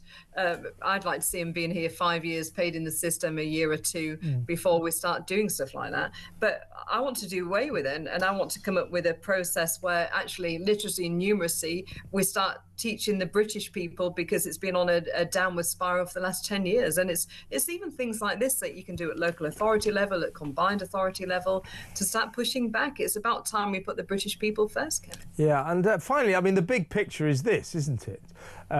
Leaving the European Convention on Human Rights is essential. It's crucial if we want to solve the migrant crisis. It will not, at a stroke, solve it, but it is the essential stepping stone, the bedrock of any potential to genuinely solve this crisis. If we stay in the ECHR, we cannot, in the end, make our own sovereign decisions. Our own sovereign decisions can be superseded by this foreign court. So we As it always has been, isn't it? So we need to leave that in order to start the proper process towards solving this crisis, so we can make our own decisions.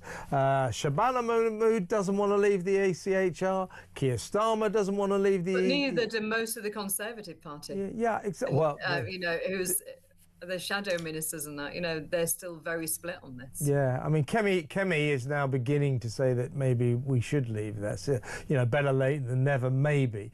But no, but she hasn't got the full support of the parliamentary party. They're still very woke. But any party that won't leave the ECHR is doomed to fail at stopping the boats, isn't it?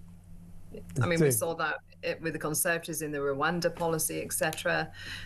This is why we are the only party actually who is 100% committed to delivering this if we get into government on 2029. Well, Andrea, I sense that you're galvanised. Nigel Farage is galvanised. Reform is galvanised, and millions of supporters as well. So on the day of the Prime Minister's rallying cry, his barnstorming speech, Nigel Farage and Reform have completely stolen his thunder. Have a look at social media. It's all Farage, Farage, Farage. Everybody's forgotten Starmer. And in the future we'll be rather unforgettable though, isn't it? In the future we'll be able to forget him altogether. I can't wait for that day. Absolutely. Andrea, really great to talk to you as always. Thank you so much. Dame Andrea Jenkins there, Reform UK's Mayor of Greater Lincolnshire. Let me know what you think about what she was saying. But the headline is this, that Labour have been playing filthy tactics at their conference, trying to call Reform UK supporters, Nigel Farage, their policies racist and immoral. And now David Lammy's really gone and done it and said that Nigel Farage flirted with the Hitler Youth. How could he have done? The Hitler Youth ceased to exist 19 years before Nigel Farage was born. I mean, it's ludicrous what Lammy said. Yeah, I mean, he doesn't know very much. We saw him on Mastermind. He's a very stupid man. But it's ludicrous, but it's also extremely serious. I think it's the kind of rhetoric that leads to violence. What do you think? 0344 499 1000. We'll take some calls when we come back after this break.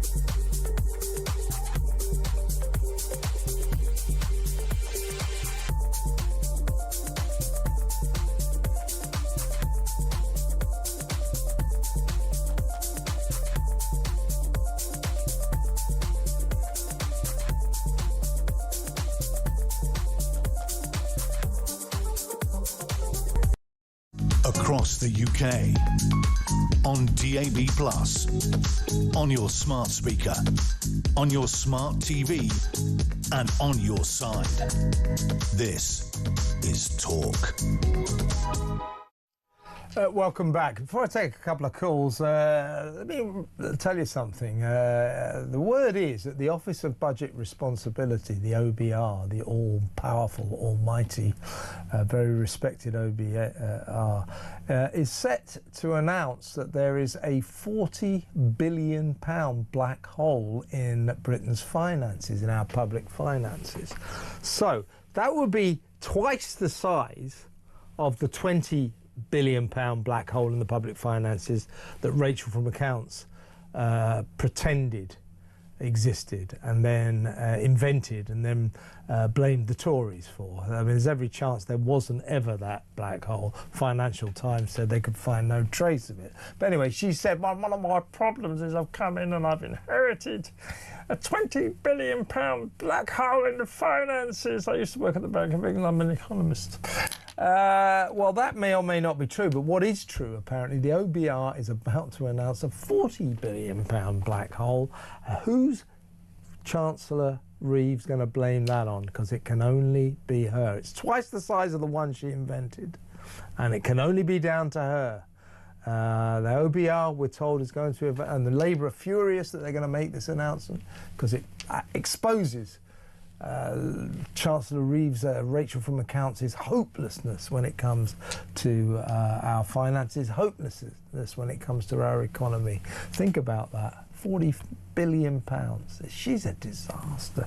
She's a disaster. Her speech was following, oh, we're going to do this, apprenticeship plans, we're going to pile money into that, we're going to pile money. Where are you going to get the money from?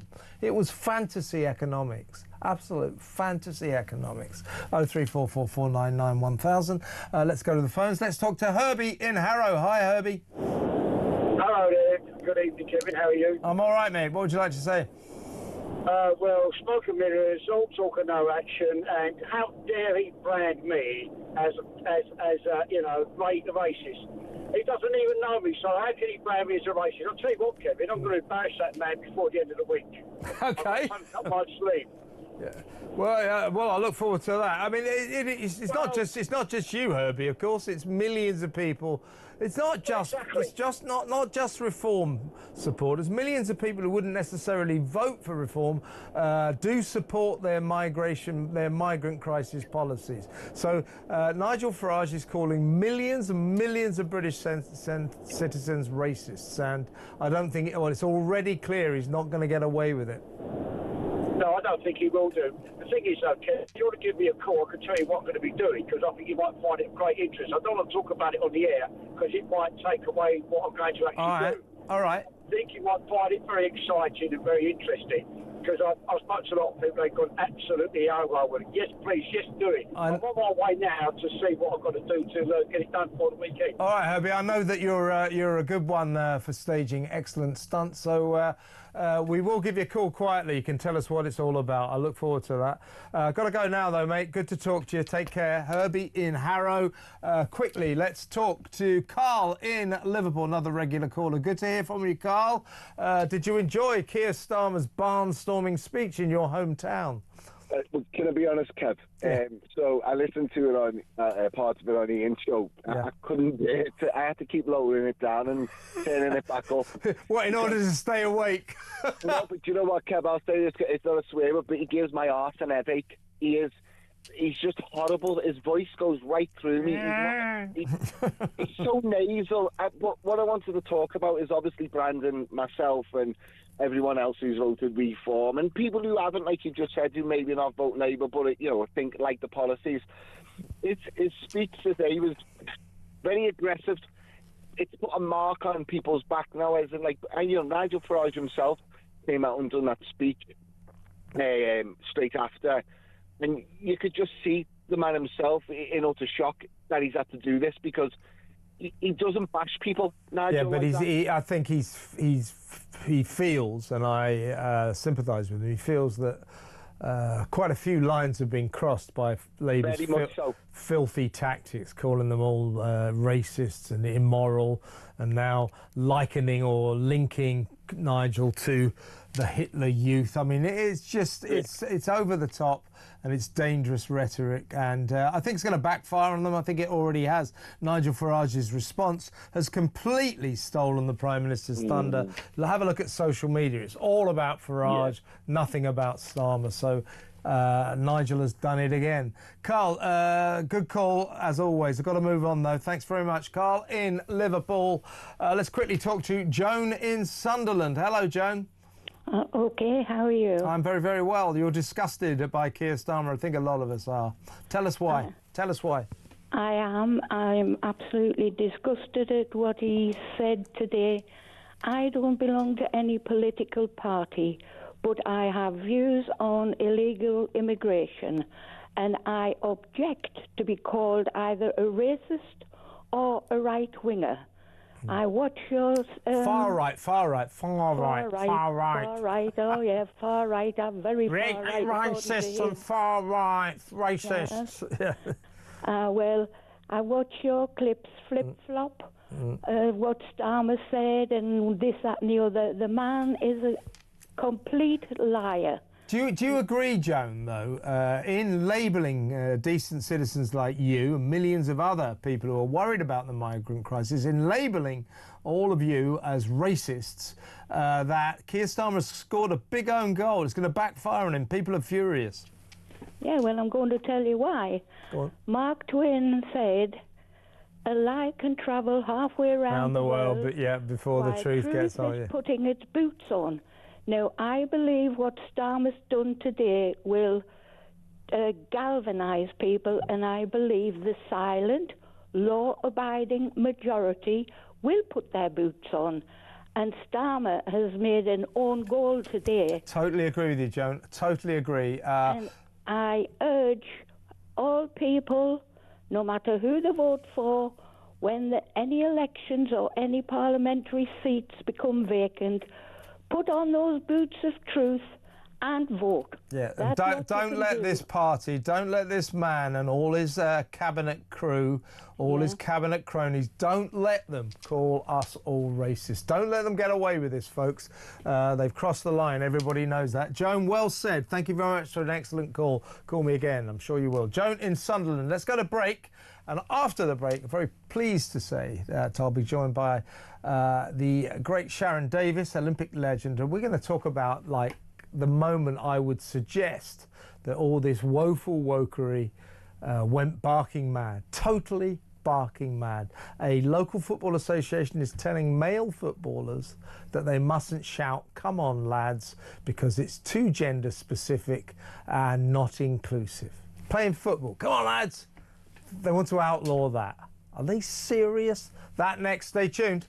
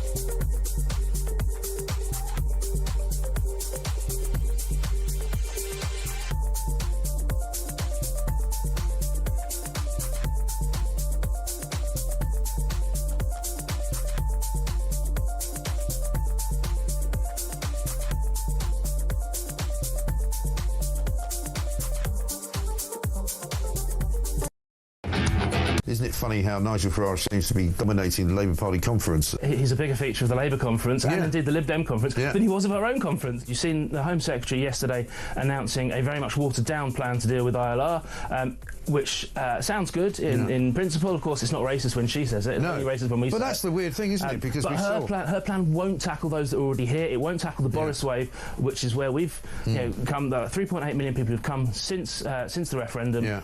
On current trends, would expect almost 1 million to qualify for ILR and then qualify for benefits.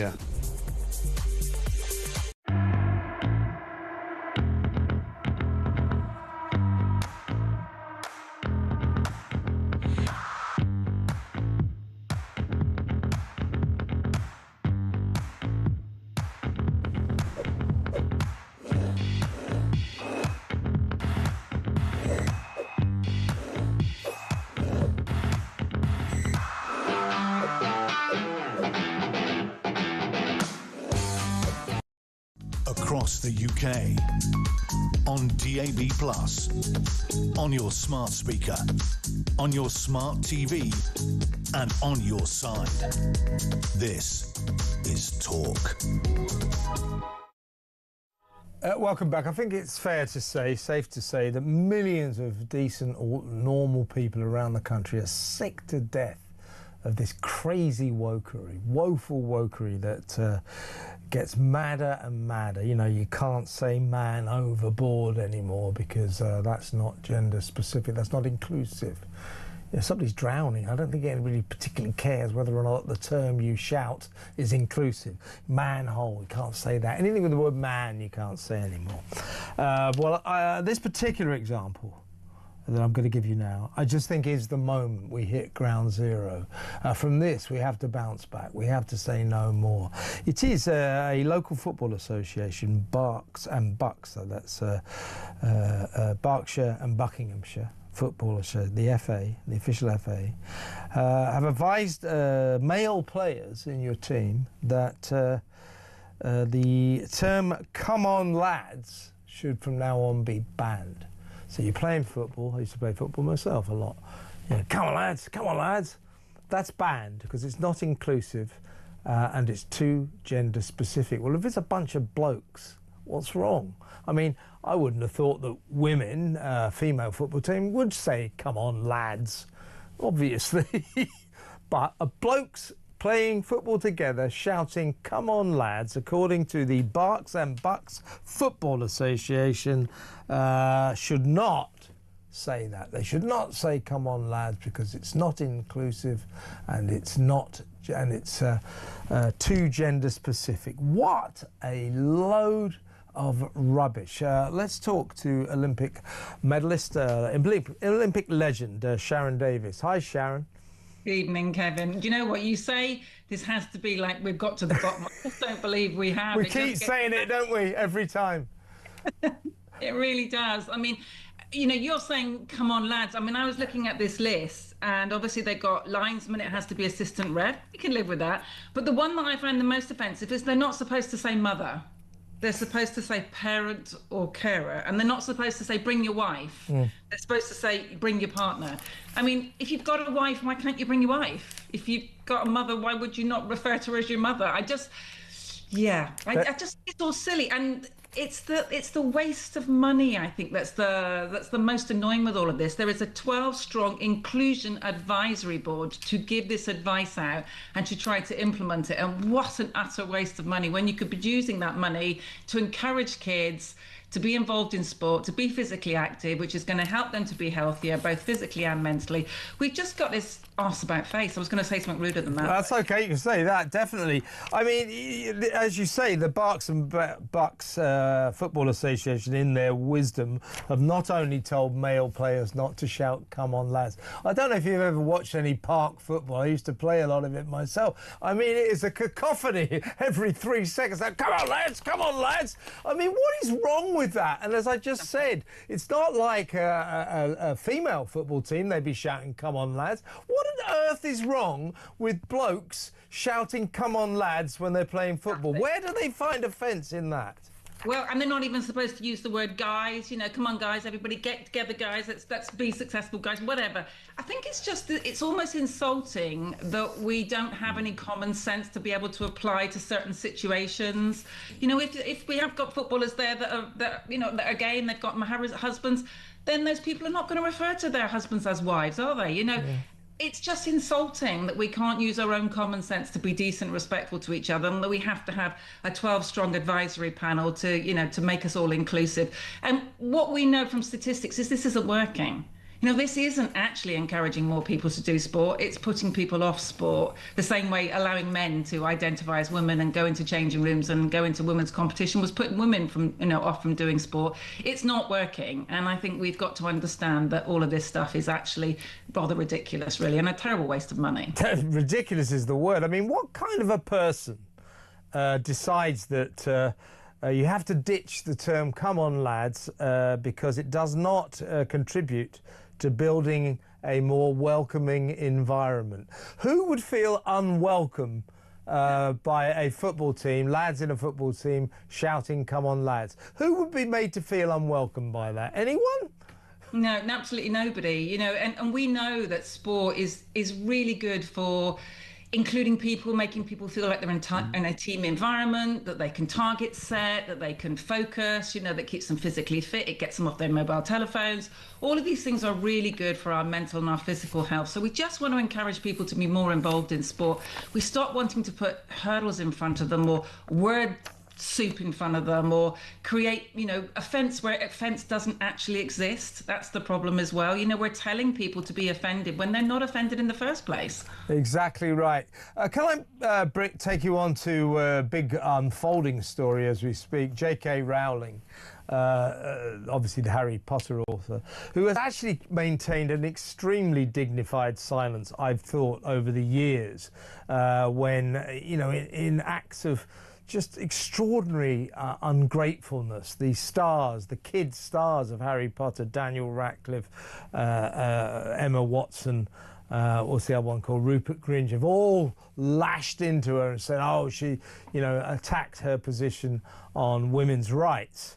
And finally, JK has hit back at Emma Watson in particular, who, by the way, Here's how you can feel old. Emma Watson's 35 years old. Did you realise that? I didn't. I know. Absolutely My kids all grew up on Harry Potter and we're still loving it. The grandkids are on it now. Yeah, absolutely amazing.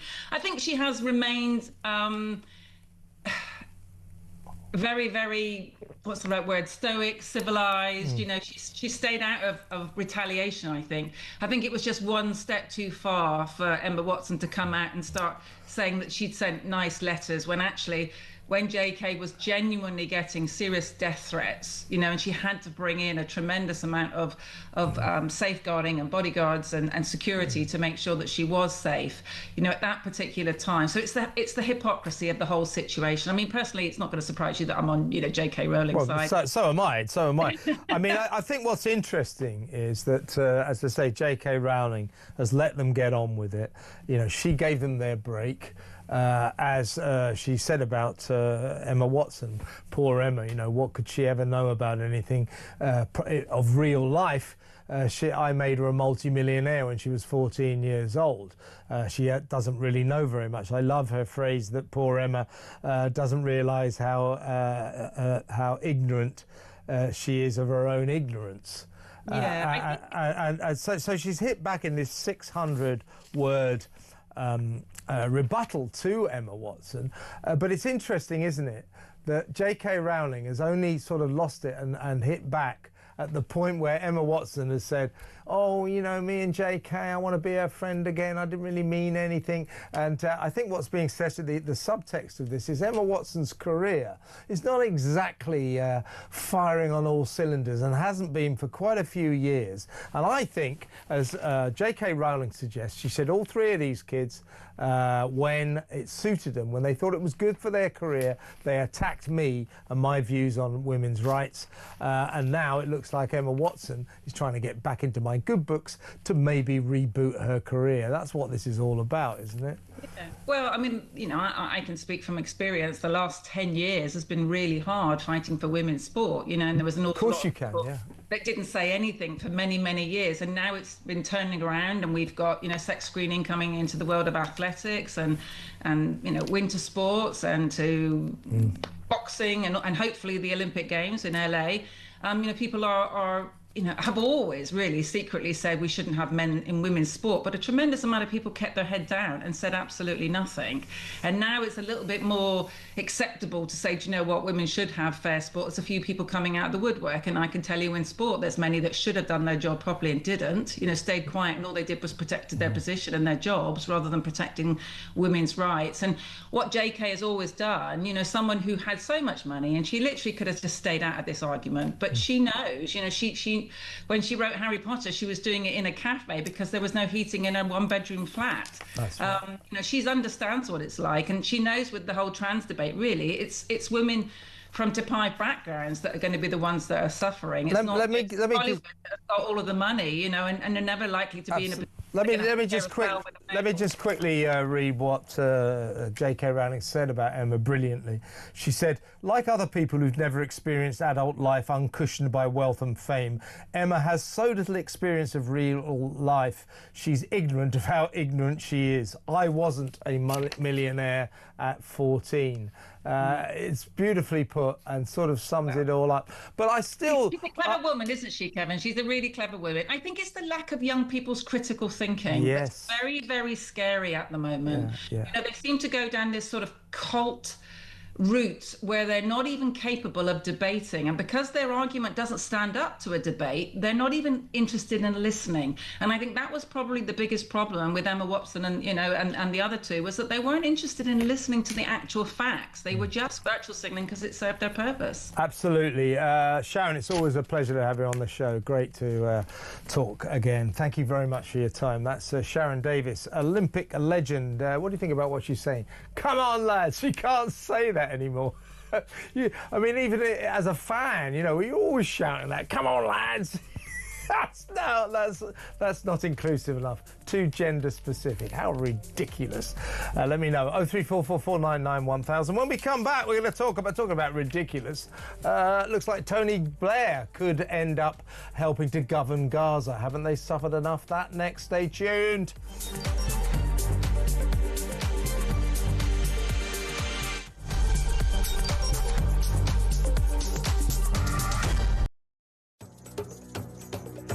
Do you think it's a racist policy? Well, I do think that it's a racist policy. I do think it's immoral. It needs to be called out for what it is. According to Keir Starmer, if you think young men that illegally cross the English Channel should be detained and deported, you're racist. In fact, if you even criticise any element of the immigration policies of the last two governments, you're racist. And yet the Home Secretary, Shubham Mahmood, tries to copy our policies. Patriotism, a force for good, is turning into something smaller, something more like ethno-nationalism, which struggles to accept that someone who looks like me and has a faith like mine can truly be English or British. Britain is being invaded. Thousands of fighting-age men from countries that despise Britain continue to arrive on our beaches. Our plan is the only appropriate response to a national security emergency.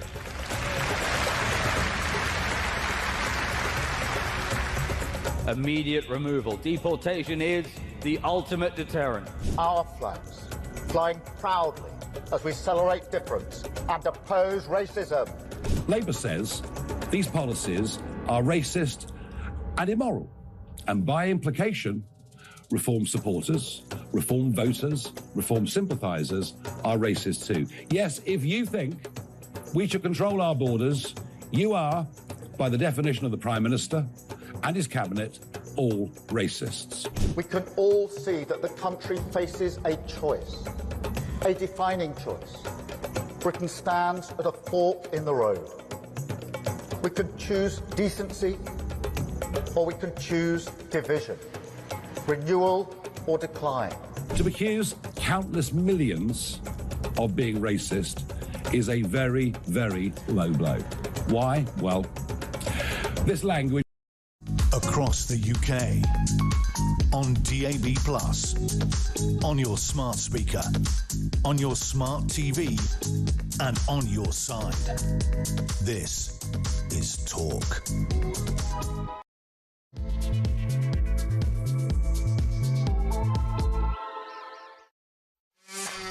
Welcome back.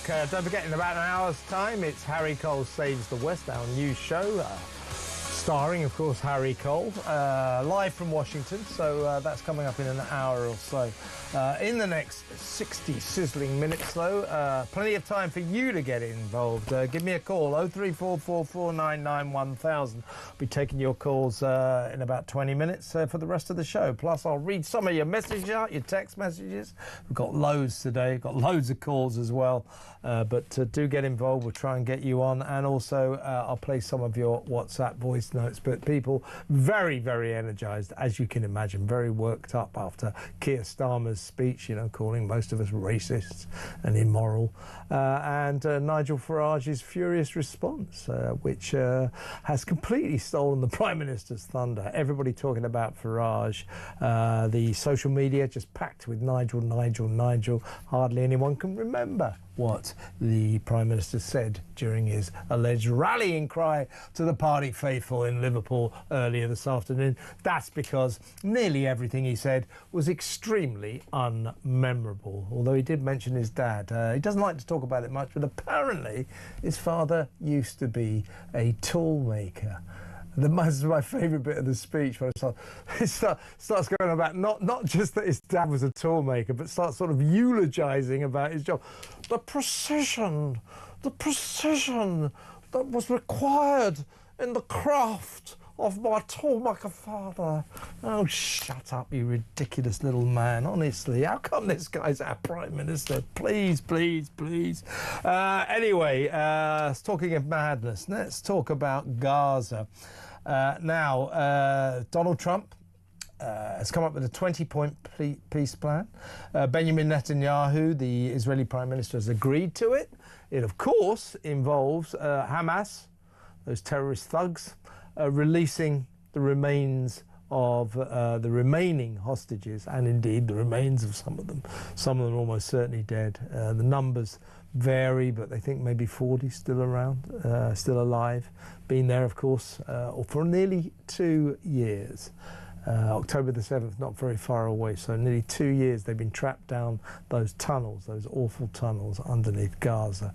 Obviously, the first demand of this peace deal to Hamas is you release the hostages. If they don't, all bets are off. Israel will continue to annihilate what's left of Gaza, which has almost completely been reduced to rubble anyway. But those are the terms. Release the hostages. I've got 19 other things, and they're talking about if Hamas do agree to it and release the hostages. At that point, Donald Trump, with the agreement of Benjamin Netanyahu, says the war, the aggression, the violence, the conflict will stop instantly. And then Gaza will be ruled, if you like, by a peace board.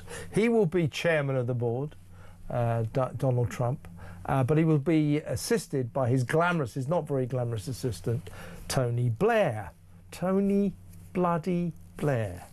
I mean, as I keep saying, a lot of people have said this, you know, haven't the poor people of Gaza suffered enough? This is a guy who lied this nation into the Gulf War. After his accursed premiership ended, he took on the job as Middle Eastern peace envoy. So he's obviously done a brilliant job there, because it's very peaceful in the Middle East now. So for some reason, they're bringing this old fraud back. He'll be part of potentially a kind of peace board government of Gaza, run by Donald Trump, but assisted by Tony Blair. Why? Why bring this old guy back? What is that all about? After he failed as the area's peace envoy. Let's talk to contributor for The Express and The Telegraph, Robert Taylor. Hi, Robert. Hello, Kevin. How are you? I'm very, very well. I mean, you know, I hope this peace deal comes off. We haven't heard from Hamas yet. We're told that they're looking at Donald Trump's proposals and indeed Benjamin Netanyahu's proposals in good faith. But if they don't let the hostages out, it's over anyway. They'll just continue, or Israel will continue to annihilate the entire Gaza Strip. But I think the thing that's shocking a lot of people, fair enough, Donald Trump can be in charge of the peace board. He's the guy, he's taken the initiative, he's got this peace deal going. He has been working very hard to try and bring peace to Gaza, so that's fair enough. Also, he's the President of the United States of America, the most powerful man on the face of the earth. So no problem with him taking control of the peace board. But why on earth Tony Blair? Why would Tony Blair be involved in this deal? I mean, as I say, haven't the people of Gaza suffered enough? This guy, years ago, once upon a time, after he was Prime Minister, was made peace envoy to the Middle East. How did that work out for him? And now they're going to let him back in. Why Tony Blair, Robert? Well, your guess is as good as mine. I think it was Wes Streeting, the health secretary today, Kevin, who said it'll raise a few eyebrows that Blair is involved. I think it'll do more than that. A few jaws will hit the floor, certainly mine did. I mean, this is the guy, as you said, a lot of people believe he took Britain to war on a lie a quarter of a century or 22 years ago. I just want to interrupt for a second there, Robert. A lot of people believe that he took us to war on a lie because he did take us to war on a lie. Yeah, and Chilcot, the Chilcot inquiry didn't report until a decade afterwards, but Chilcot was very firm on this. He said that the reasons for taking to Britain to war changed after a couple of years of the war. So we initially went in, it was all about weapons of mass destruction. And then when we found that there were no weapons of mass destruction, we'll change that. It's not that. We need regime change. So the reason we went to war was changed. Therefore, I absolutely agree with you, Kevin.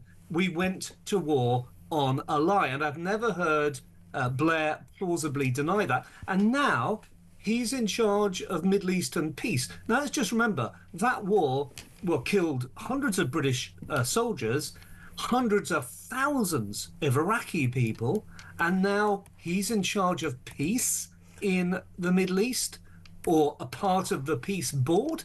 Jaws are hitting the floor all over the Middle East and all over Britain right now. Yeah, I mean, do you have any idea how his name cropped up, how he got involved in this? I mean, he's like a sort of a rash you can't get rid of, isn't he? I mean, he just keeps coming back, I mean, obviously, his name's written all over this horrible digital ID scheme, digital ID card scheme. He's been obsessed with that for years. He clearly is whispering in Keir Starmer's ear all the time. The reason we ended up with that corrupt waste of space Peter Mandelson as our ambassador in Washington was because of Tony Blair. Why won't he just go away? I mean, he's got millions, zillions of pounds now. He's probably a billionaire or something. Just leave the world alone. Retire, will you? What is wrong with this guy? Well, I think I'd love him to retire, for all the good he's done. I mean, people point to the Northern Ireland peace deal. I'm prepared to give him that. But he did an awful lot. That his legacy is now being completely dismantled. Look at devolution. That led nearly to Scotland leaving the UK altogether. His own party absolutely hates him. Labour, he's persona non grata in his own party. Afghanistan is a mess. That was part of his doing as well. Brexit probably happened because he opened the floodgates to migration 20 years ago. And 50% of people, even his pledge that 50% of people should go to university, even that today, Keir Starmer has rowed back on that and changed that one completely. So Blair's whole legacy is being peeled away bit by bit. Why is he still there, you ask, Kevin? It is because politicians crave relevance. And just because they've been kicked out of Downing Street, they still really want to be in the corridors of power. They never get it out of their system. Blair hasn't got it out of his system. He's, what is he, 70-ish now? He'll be going as long as he can. I'm quite sure of that. Yeah, I mean, people like Alistair Campbell and all the Blairites still in the Labour Party treat him as the Tony Blair, as if he's some kind of the colossus who was so successful. I mean, he was good at elections, and frankly, I mean, I hate to make any concessions about him, but to be fair, you know, my God, I yearn for the Tony Blair type of Labour leader, because for all that I disagreed with his policies and his approach, the man was competent. He was a competent politician, a competent leader, an intelligent man. And I did approve of some of the social changes that he brought about. But I don't agree with hate crimes. I think they were disgusting. They began the assault on free speech, which gets worse and worse by the day. That's down to his fault. And on the day he resigned as Prime Minister, it was June the 27th, 2007. Do you remember he said, "That's it, the end"? You remember in Parliament? And at that point he handed over to his little sidekick, Gordon Brown, who made a real mess of it. But that was June the 27th, 2007. And on that day, as he resigned, he announced, "I have accepted the position of the official envoy of the quartet," and that essentially, on the day he resigned, he announced that he'd become the peace envoy for the Middle East. So again, can't drop the ball. But he carried on doing that, being the peace envoy to the Middle East, until 2015. So it was like 8 years he carried on doing this. I mean, historically, looking at what's happening now in that region, how do you think he got on as the peace envoy to the Middle East? Was he a success story? Well, it's a very good question. I mean, it was obviously 10 years ago now. So just knowing I was going to speak to you this evening, I did a bit of research into that. I was thinking, what did Blair actually achieve as Middle Eastern peace envoy? And, you know, no one in the Middle East seems to think he achieved very much. He certainly didn't achieve peace. We're seeing the result of that now. He resigned the position, I think, voluntarily, presumably because he thought, well, I'm not actually achieving very much here at all. If people can point to something he achieved, I'm willing to listen. But I don't know what it is, Kevin.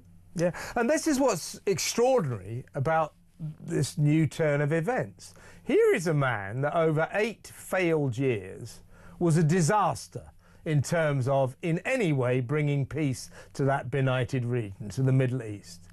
And here we are, as you said, 10 years on. We've got a potential peace deal, and they're going to bring back straight into the middle of the fray, the centre of the fray, a man who failed to bring peace to the Middle East. Politics, I mean, people just fail upwards, don't they? Nothing succeeds in politics like failure. And Tony Blair just keeps on failing very successfully, doesn't he? Well, I just wonder what the people of the Palestinians think of this appointment. I don't think they're very pleased with it. The Israelis, maybe. I mean, the feeling among Palestinians is that Blair is too pro-Israel, and therefore he's completely the wrong person, not just to be involved in the negotiations, but to be involved in some board running Gaza. I mean, I just can't see that working. And as you say, Kevin, we're yet to hear from Hamas whether they're going to even accept this deal. I can't imagine Blair's position on the board is going to put them in a great hurry to accept this deal. Perhaps if Blair wasn't there, they might be more likely to do so. Just before you go, what is Tony Blair's obsession with ID cards? I mean, he's been obsessed with this. He had to abandon it while he was still Prime Minister in the early noughties because he realised that when he proposed that we all had to show our papers, please, you know. There seems to be a discrepancy in your papers. Come with me, please. That kind of society, you know, the Soviet crackdown on our freedom. He was obsessed with that. He still is. Various acolytes of his are still obsessed with it. They always have been. It's a socialist thing. They like to give us all a little number, make the individual subordinate to the interests of the state. That's what it's all about. He's been obsessed with it ever since he failed to bring it in. Now, he noted back in the early noughties, you know what, I can't carry on with this because it's so damned unpopular. I've got to drop this. Just like his plans to submit us to the euro, to give us the euro. He had to drop that. Even Gordon Brown said, Tony, this is not going to work. This is not going to wash. So he dropped ID cards, but he's never given up the idea, and he's clearly managed to get his little puppet, Keir Starmer, to bring him back now. I noticed, by the way, no mention of ID cards in Starmer's speech today. I think Starmer, just like Blair before him, is realising, I think this might be a little bit too unpopular to go forward with. But, what is it about Blair? What is his obsession with us having digital ID cards? What's it about?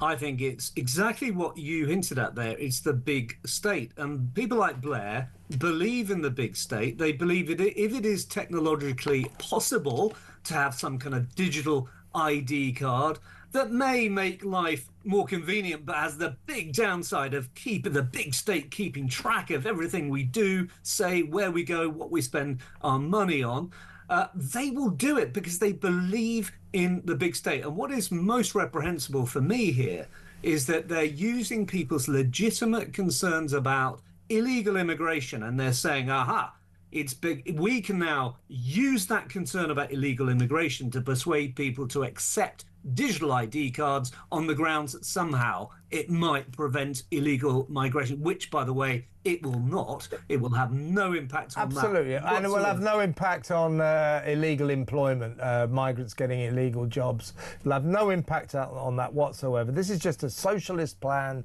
to keep tabs on us all, produce a sort of papers, please society that, as you say, it's socialists like this idea.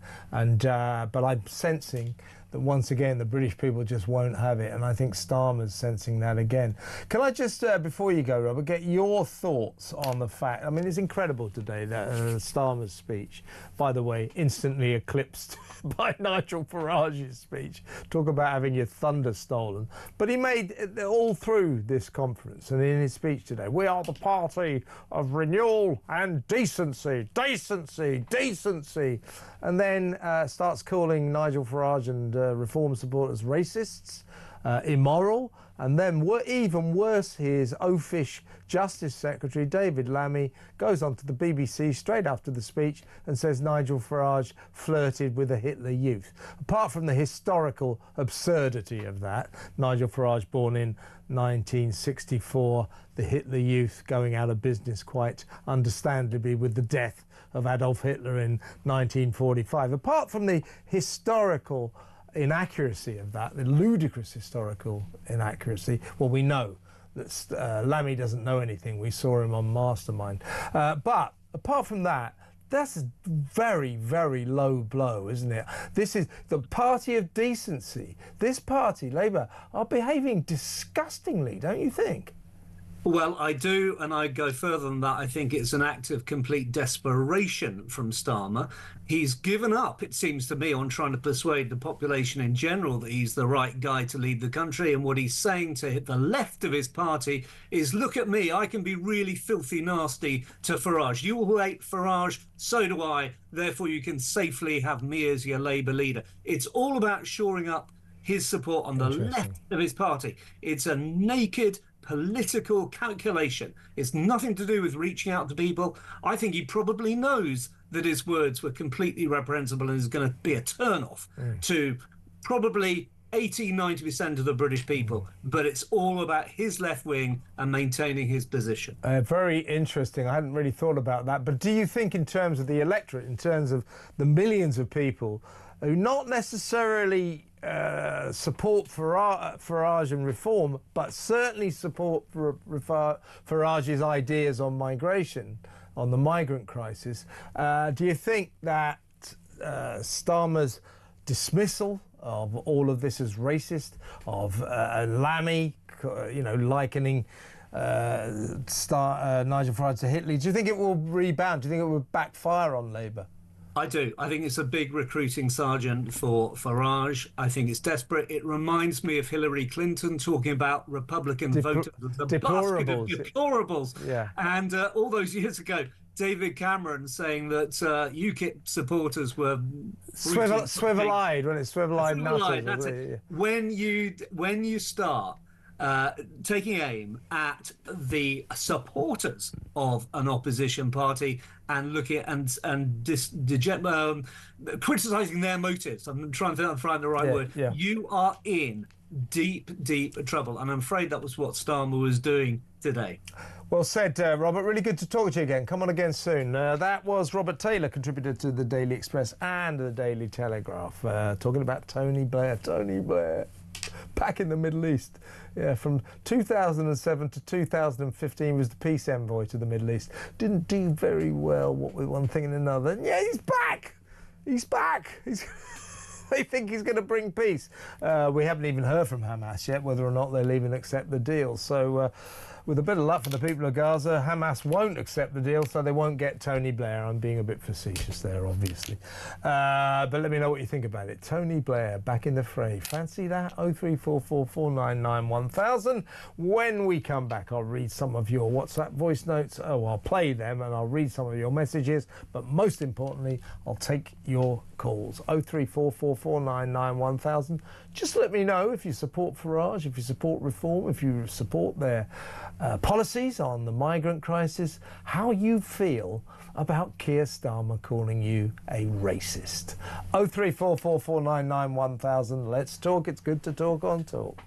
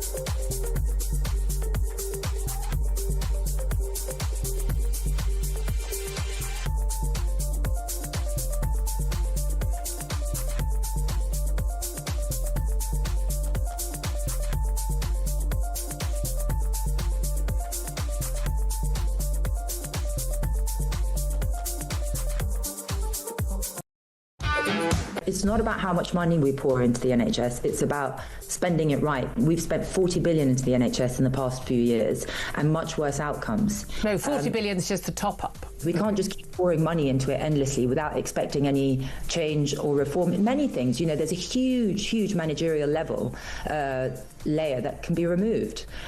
For instance, when I was working at the CPS, we had a huge sustainability department that were on double what I was getting paid. We're just lawyers with computers. Why do we need a sustainability department? Look, I think a lot of people agree with that.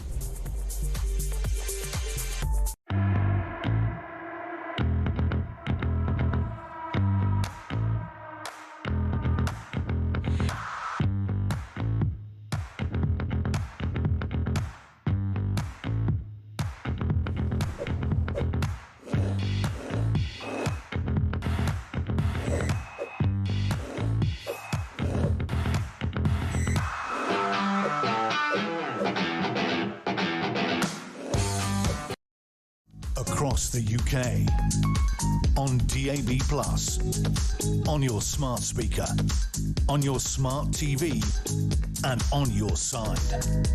This is Talk.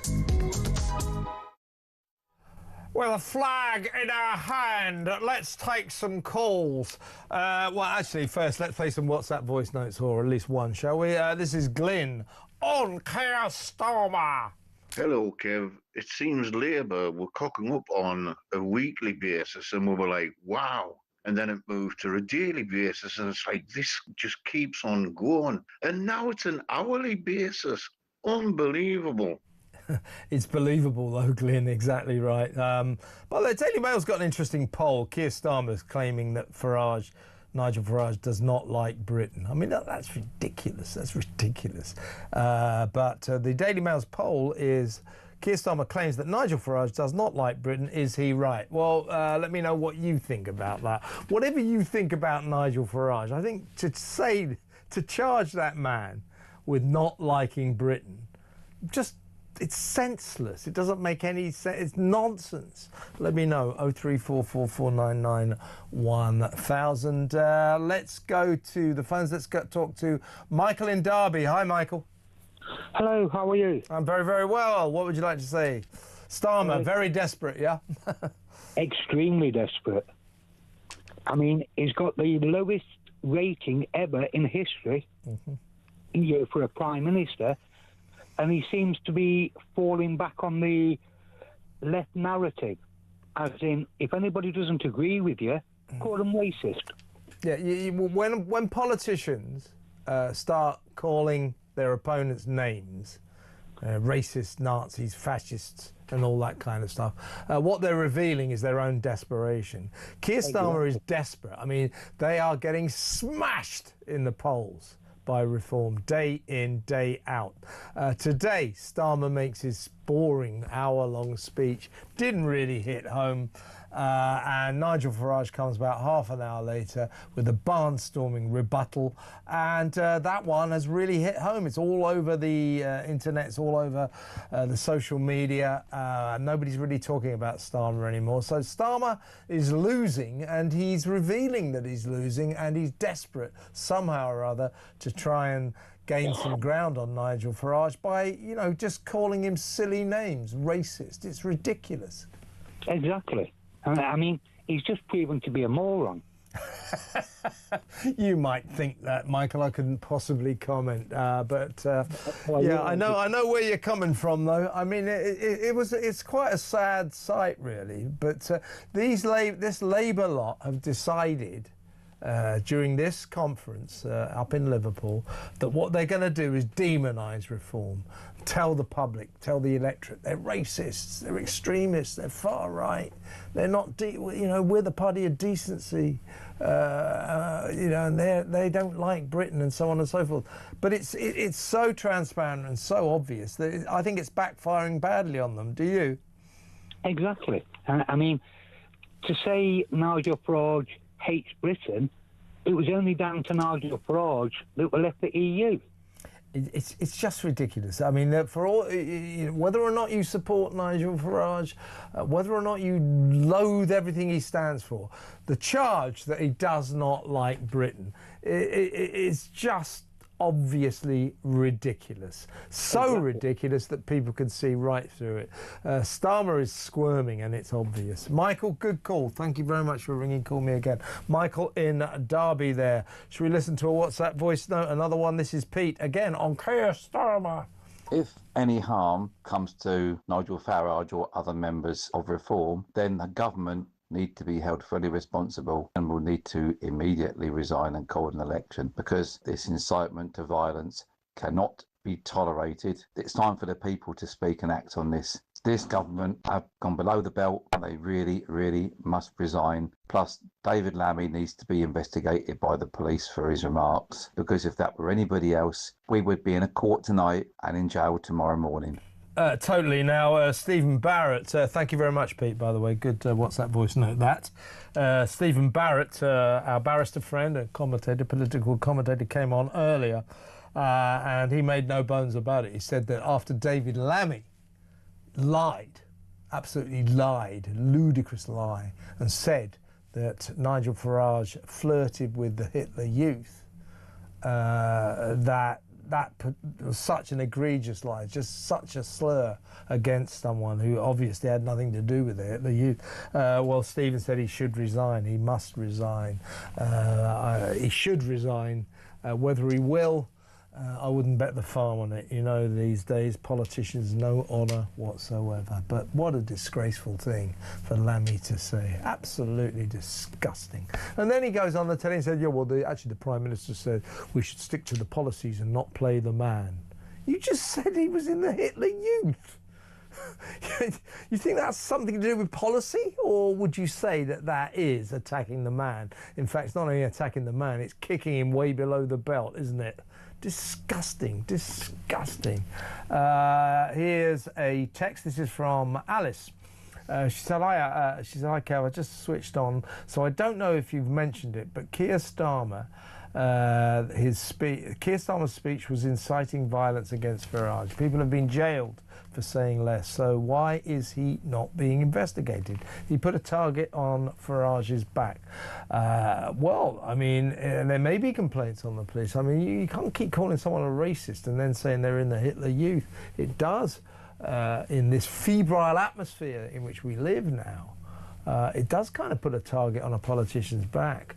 I mean, poor old Farage, everywhere he goes, he has to go with security guards. These are difficult times. So, you know, this rhetoric that Labour have dialed right up, it's all lies. They're racist, they're immoral, they're Nazis, you know, it's all lies. They think, though, if they can, you know, get people talking about reform and Farage using the word racist in the same sentence, it's a home run. They've succeeded. They've war-gamed this. They've sat around in cabinet rooms saying, how can we knock Farage and Reform off their perch because they're thrashing us in the polls? What can we do? I know. Say they're in the Hitler Youth. Say they're racists. Well, it's not working. It's backfiring badly. People are very annoyed about it because by calling Farage racist, you're calling every single Reform UK supporter racist. Now, 4 million people voted for Reform UK at the last election. I suspect at the next election, a lot more than that will vote for Reform. So you're calling millions and millions of people racists, Keir. How's that working out for you? This is ridiculous. This is... where's this from? Neil. I'm a British person seriously scared to speak now for fear of being branded racists. Silence the people, Starmer. Well, I don't think we should be afraid of it. I take your point, Neil, but don't be afraid. Say what you think. It is not racist to say, for God's sake, let's do something about the madness of thousands and thousands and thousands of undocumented foreigners crossing the channel illegally, putting their own lives at risk. 2 died on Saturday, 2 drowned, 2 women. So it's lethal. It is not racist to want to put a stop to that. It really isn't. 03444991000. Let's go back to the phones. It's a man from my hometown. It's Lee in Hampstead. Hello, Lee. Hi, Kevin. I see you in the High Street quite regularly, actually. Yeah, you're in the pub. Well, it's good to talk to a fellow Hampsteadian or whatever we're called. What would you like to say, Lee? Just want to add my little 10-pence worth to the debate about Starmer and Lammy's negative comments about Nigel. Yeah. Very, very briefly, I was with the ad agency that had the Conservative account back in 1997. Oh, was that Saatchi? Saatchi. Yeah. Britain isn't working. Very good. That. Yeah. Well, no, this one was the one where. That was that. No, sorry, was that which one? Who was Britain isn't working? Was that you lot? The one. That was Saatchi, right?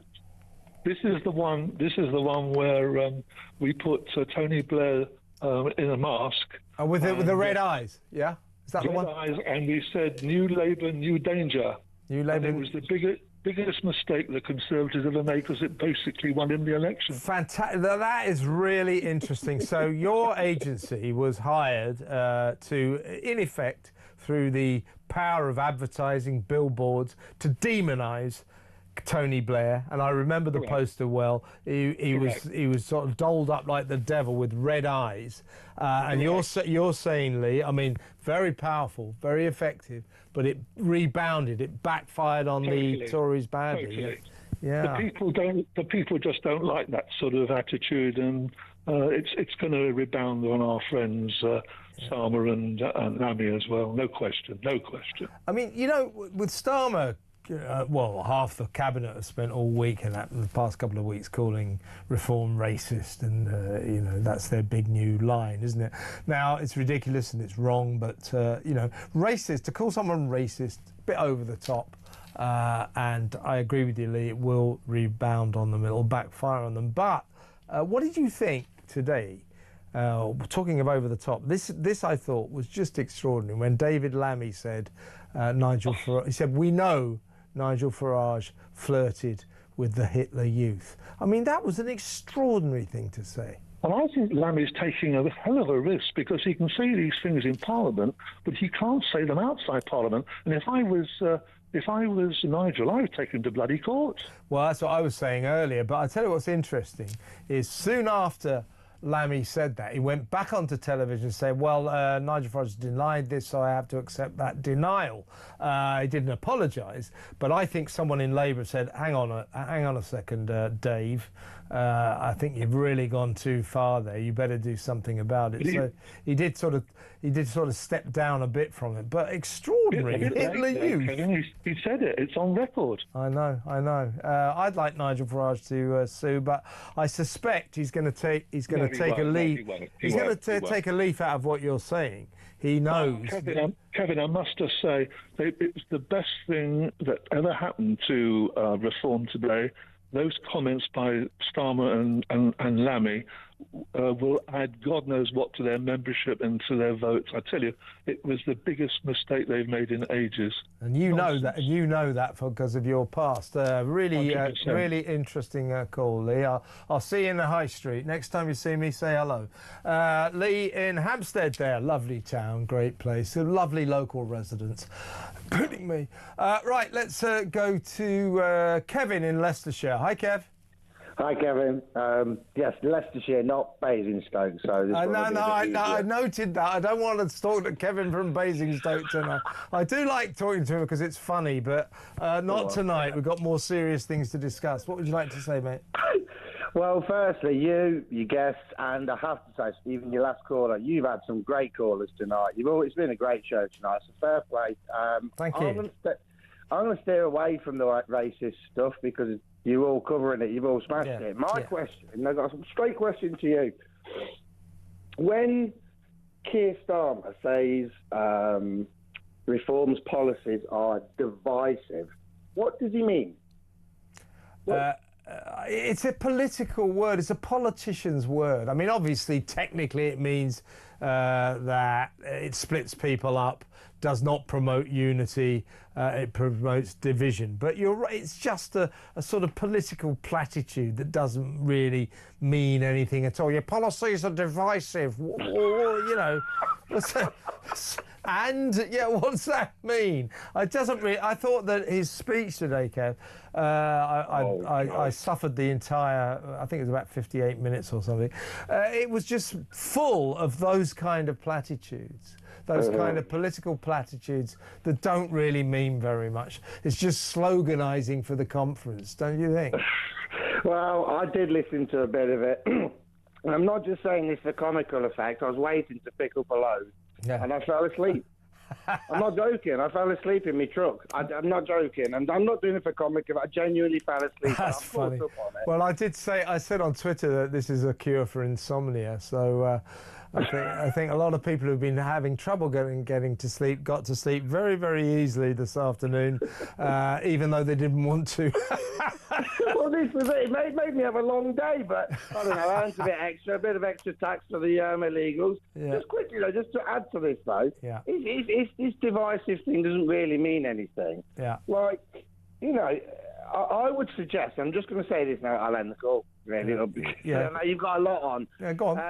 But surely the way that he's running this country currently, and the reason Reform are getting so popular without these slurs on them, is because we are divisive. We're being made to feel like second-class citizens. We're told asylum seekers' rights are more important than ours. How is that not divisive? Well, exactly. It is divisive. And by the way, Kev, while you're on, this renew Britain. I don't want to renew Britain. I rather like the old Britain. Why do they want to renew Britain? Why can't we have the traditional Britain back? That's what we want. And this Labour lot don't understand that. Am I right? Oh, you know, agreed. I love the accent. You know I do. But yes. Renew Britain. Renew Britain. Shut up, you idiot. Not you, Keir Starmer. Kev, I'm sorry you fell asleep in your truck, but good to have you awake again, and thank you very much for ringing. Call me again. Kevin in Leicestershire there. Should we listen to another WhatsApp voice note? Yes, let's. It's Phil on Keir Starmer. I think someone should check Keir Starmer's credentials. As a barrister, the way he acted today was like a child throwing his toys out of a pram. When Reform have their conference, Keir Starmer should be a guest speaker, and he'd get all the don't know voters to join Reform. With Remembrance Day approaching, we remember people who put their lives on the line. How ashamed they must be now, with the whole of the front row of the government. They will be remembered, all right. Remembered for betraying the country, and David Lammy should be made to do a public apology for his Hitler Youth comment, or be sacked. I think you're right, Phil. I think that Hitler Youth comment was just breathtaking, jaw-dropping. And what was he thinking? And as I say, he's backtracked a bit, saying Keir Starmer's denied it. Well, of course, Nigel Farage has denied it. Of course, he's denied it. How can a guy born in 1964 flirt with an organisation, the Hitler Youth, that ceased to exist in 1945? I mean, in itself, it's madness. It's ludicrous. But you know, we know what he's trying to do. They've got they'll be saying to each other, all these half-wits in the cabinet and in Labour, the MPs, if you can say Hitler and Nigel Farage in the same sentence, it'll really work wonders. It's not. It's backfiring very, very badly on them.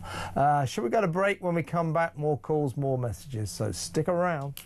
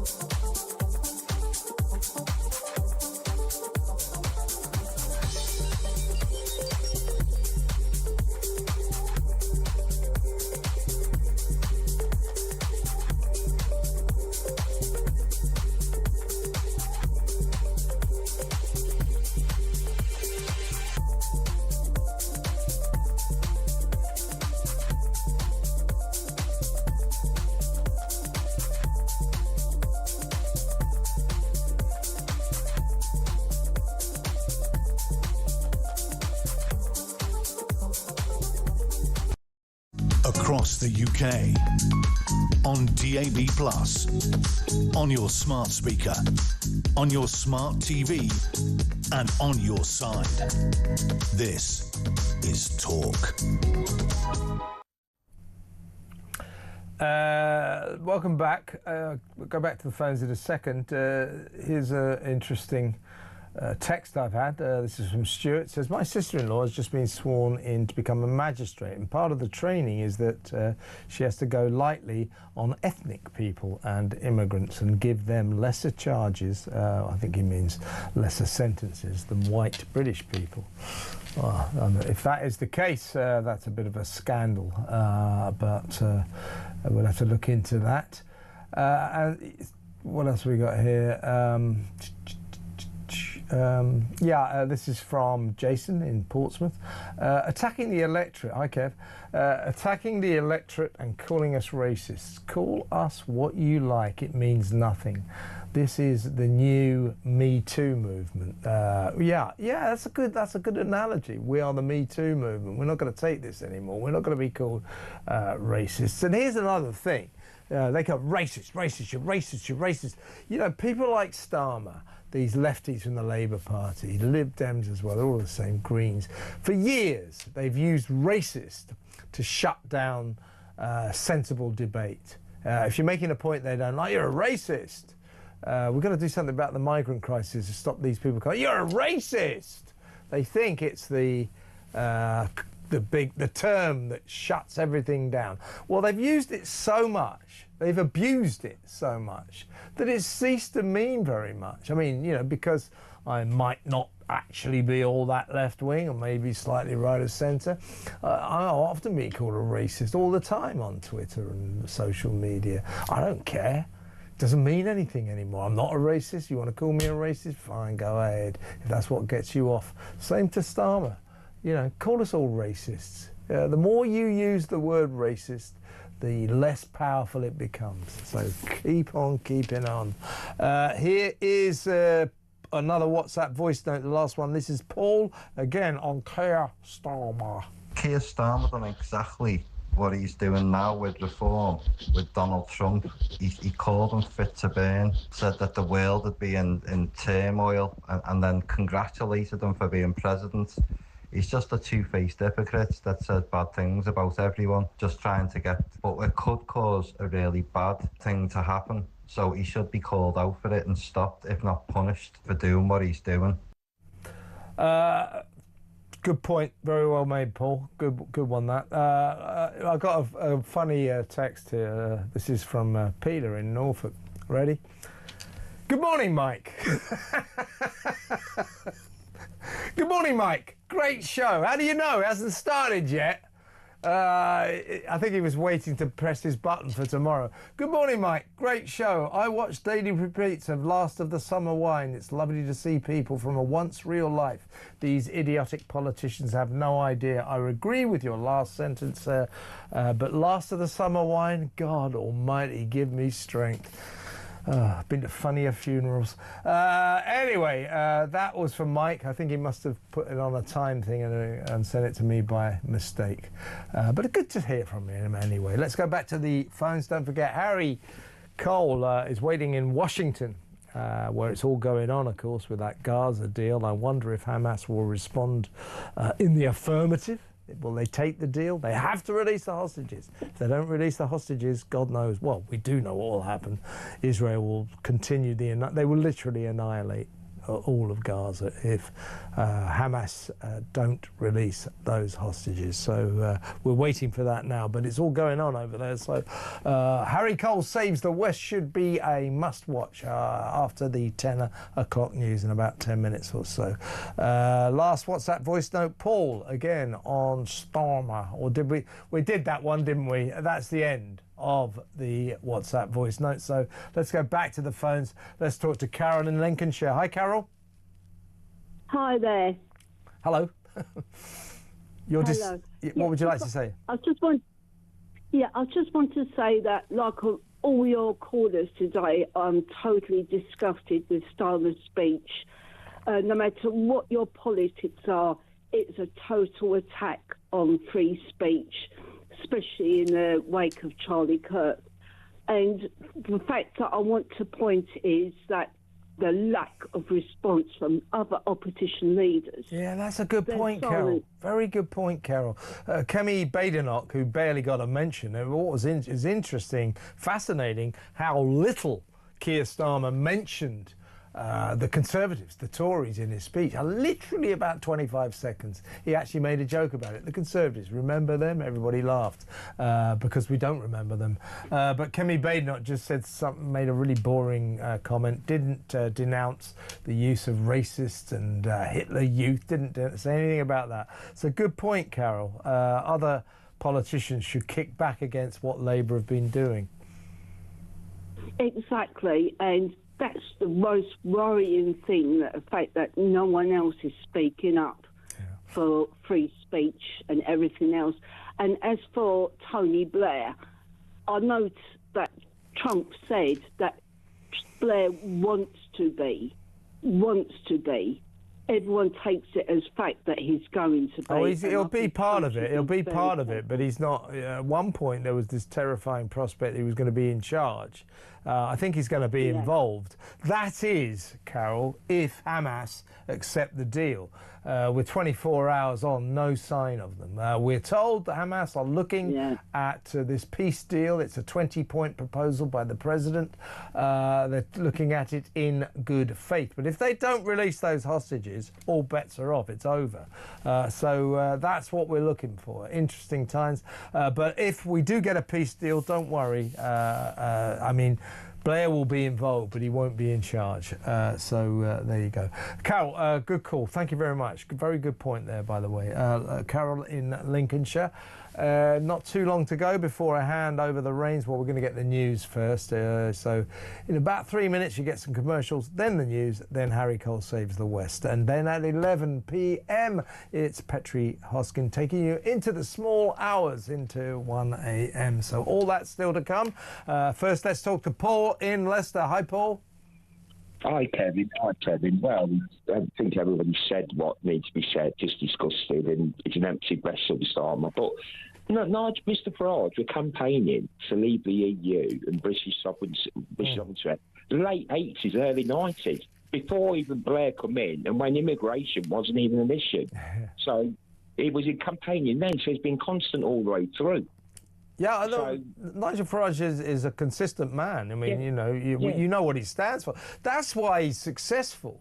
Because you look at Keir Starmer, in fact, you look at the Tories, and you think, what do these people stand for? What does Keir Starmer stand for?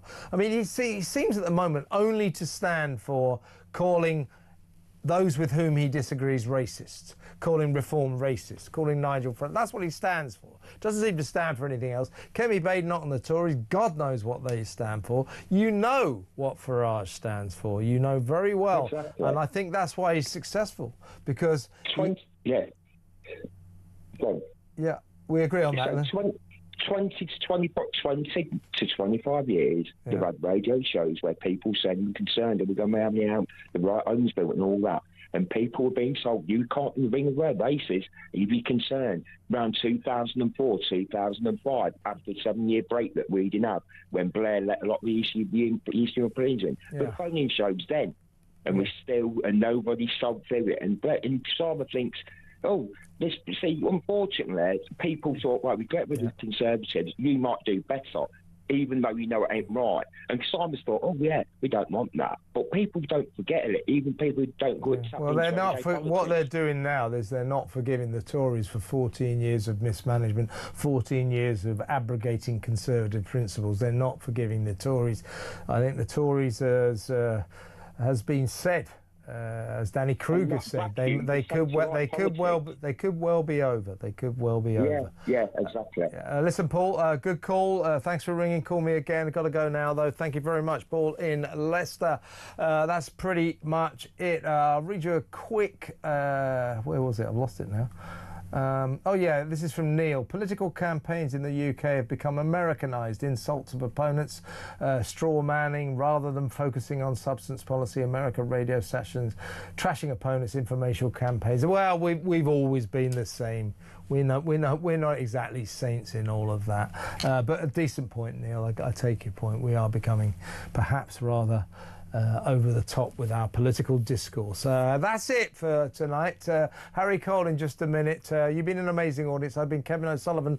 Shock announcement. I'm not going to be here tomorrow night. I'm taking tomorrow night off. I'll be back on Thursday. But in the meantime, you stay cool. It's been a great show tonight, a particularly interesting show.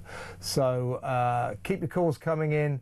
Watch old Harry Cole. He'll be joining you in just a few minutes. Harry Cole Saves the West, and then, as I say, Petri Hoskin. And I'll be back on Thursday at 7 p.m. with another edition of the Political Asylum. I expect you to be there.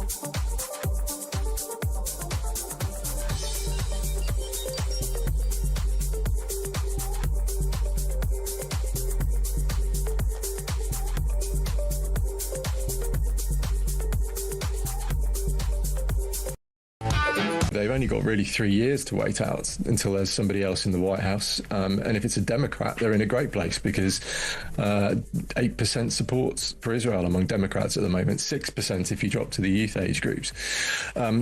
And there's every chance that they could then leverage that at the UN Security Council and so on and so forth. So if I'm Hamas right now, I'm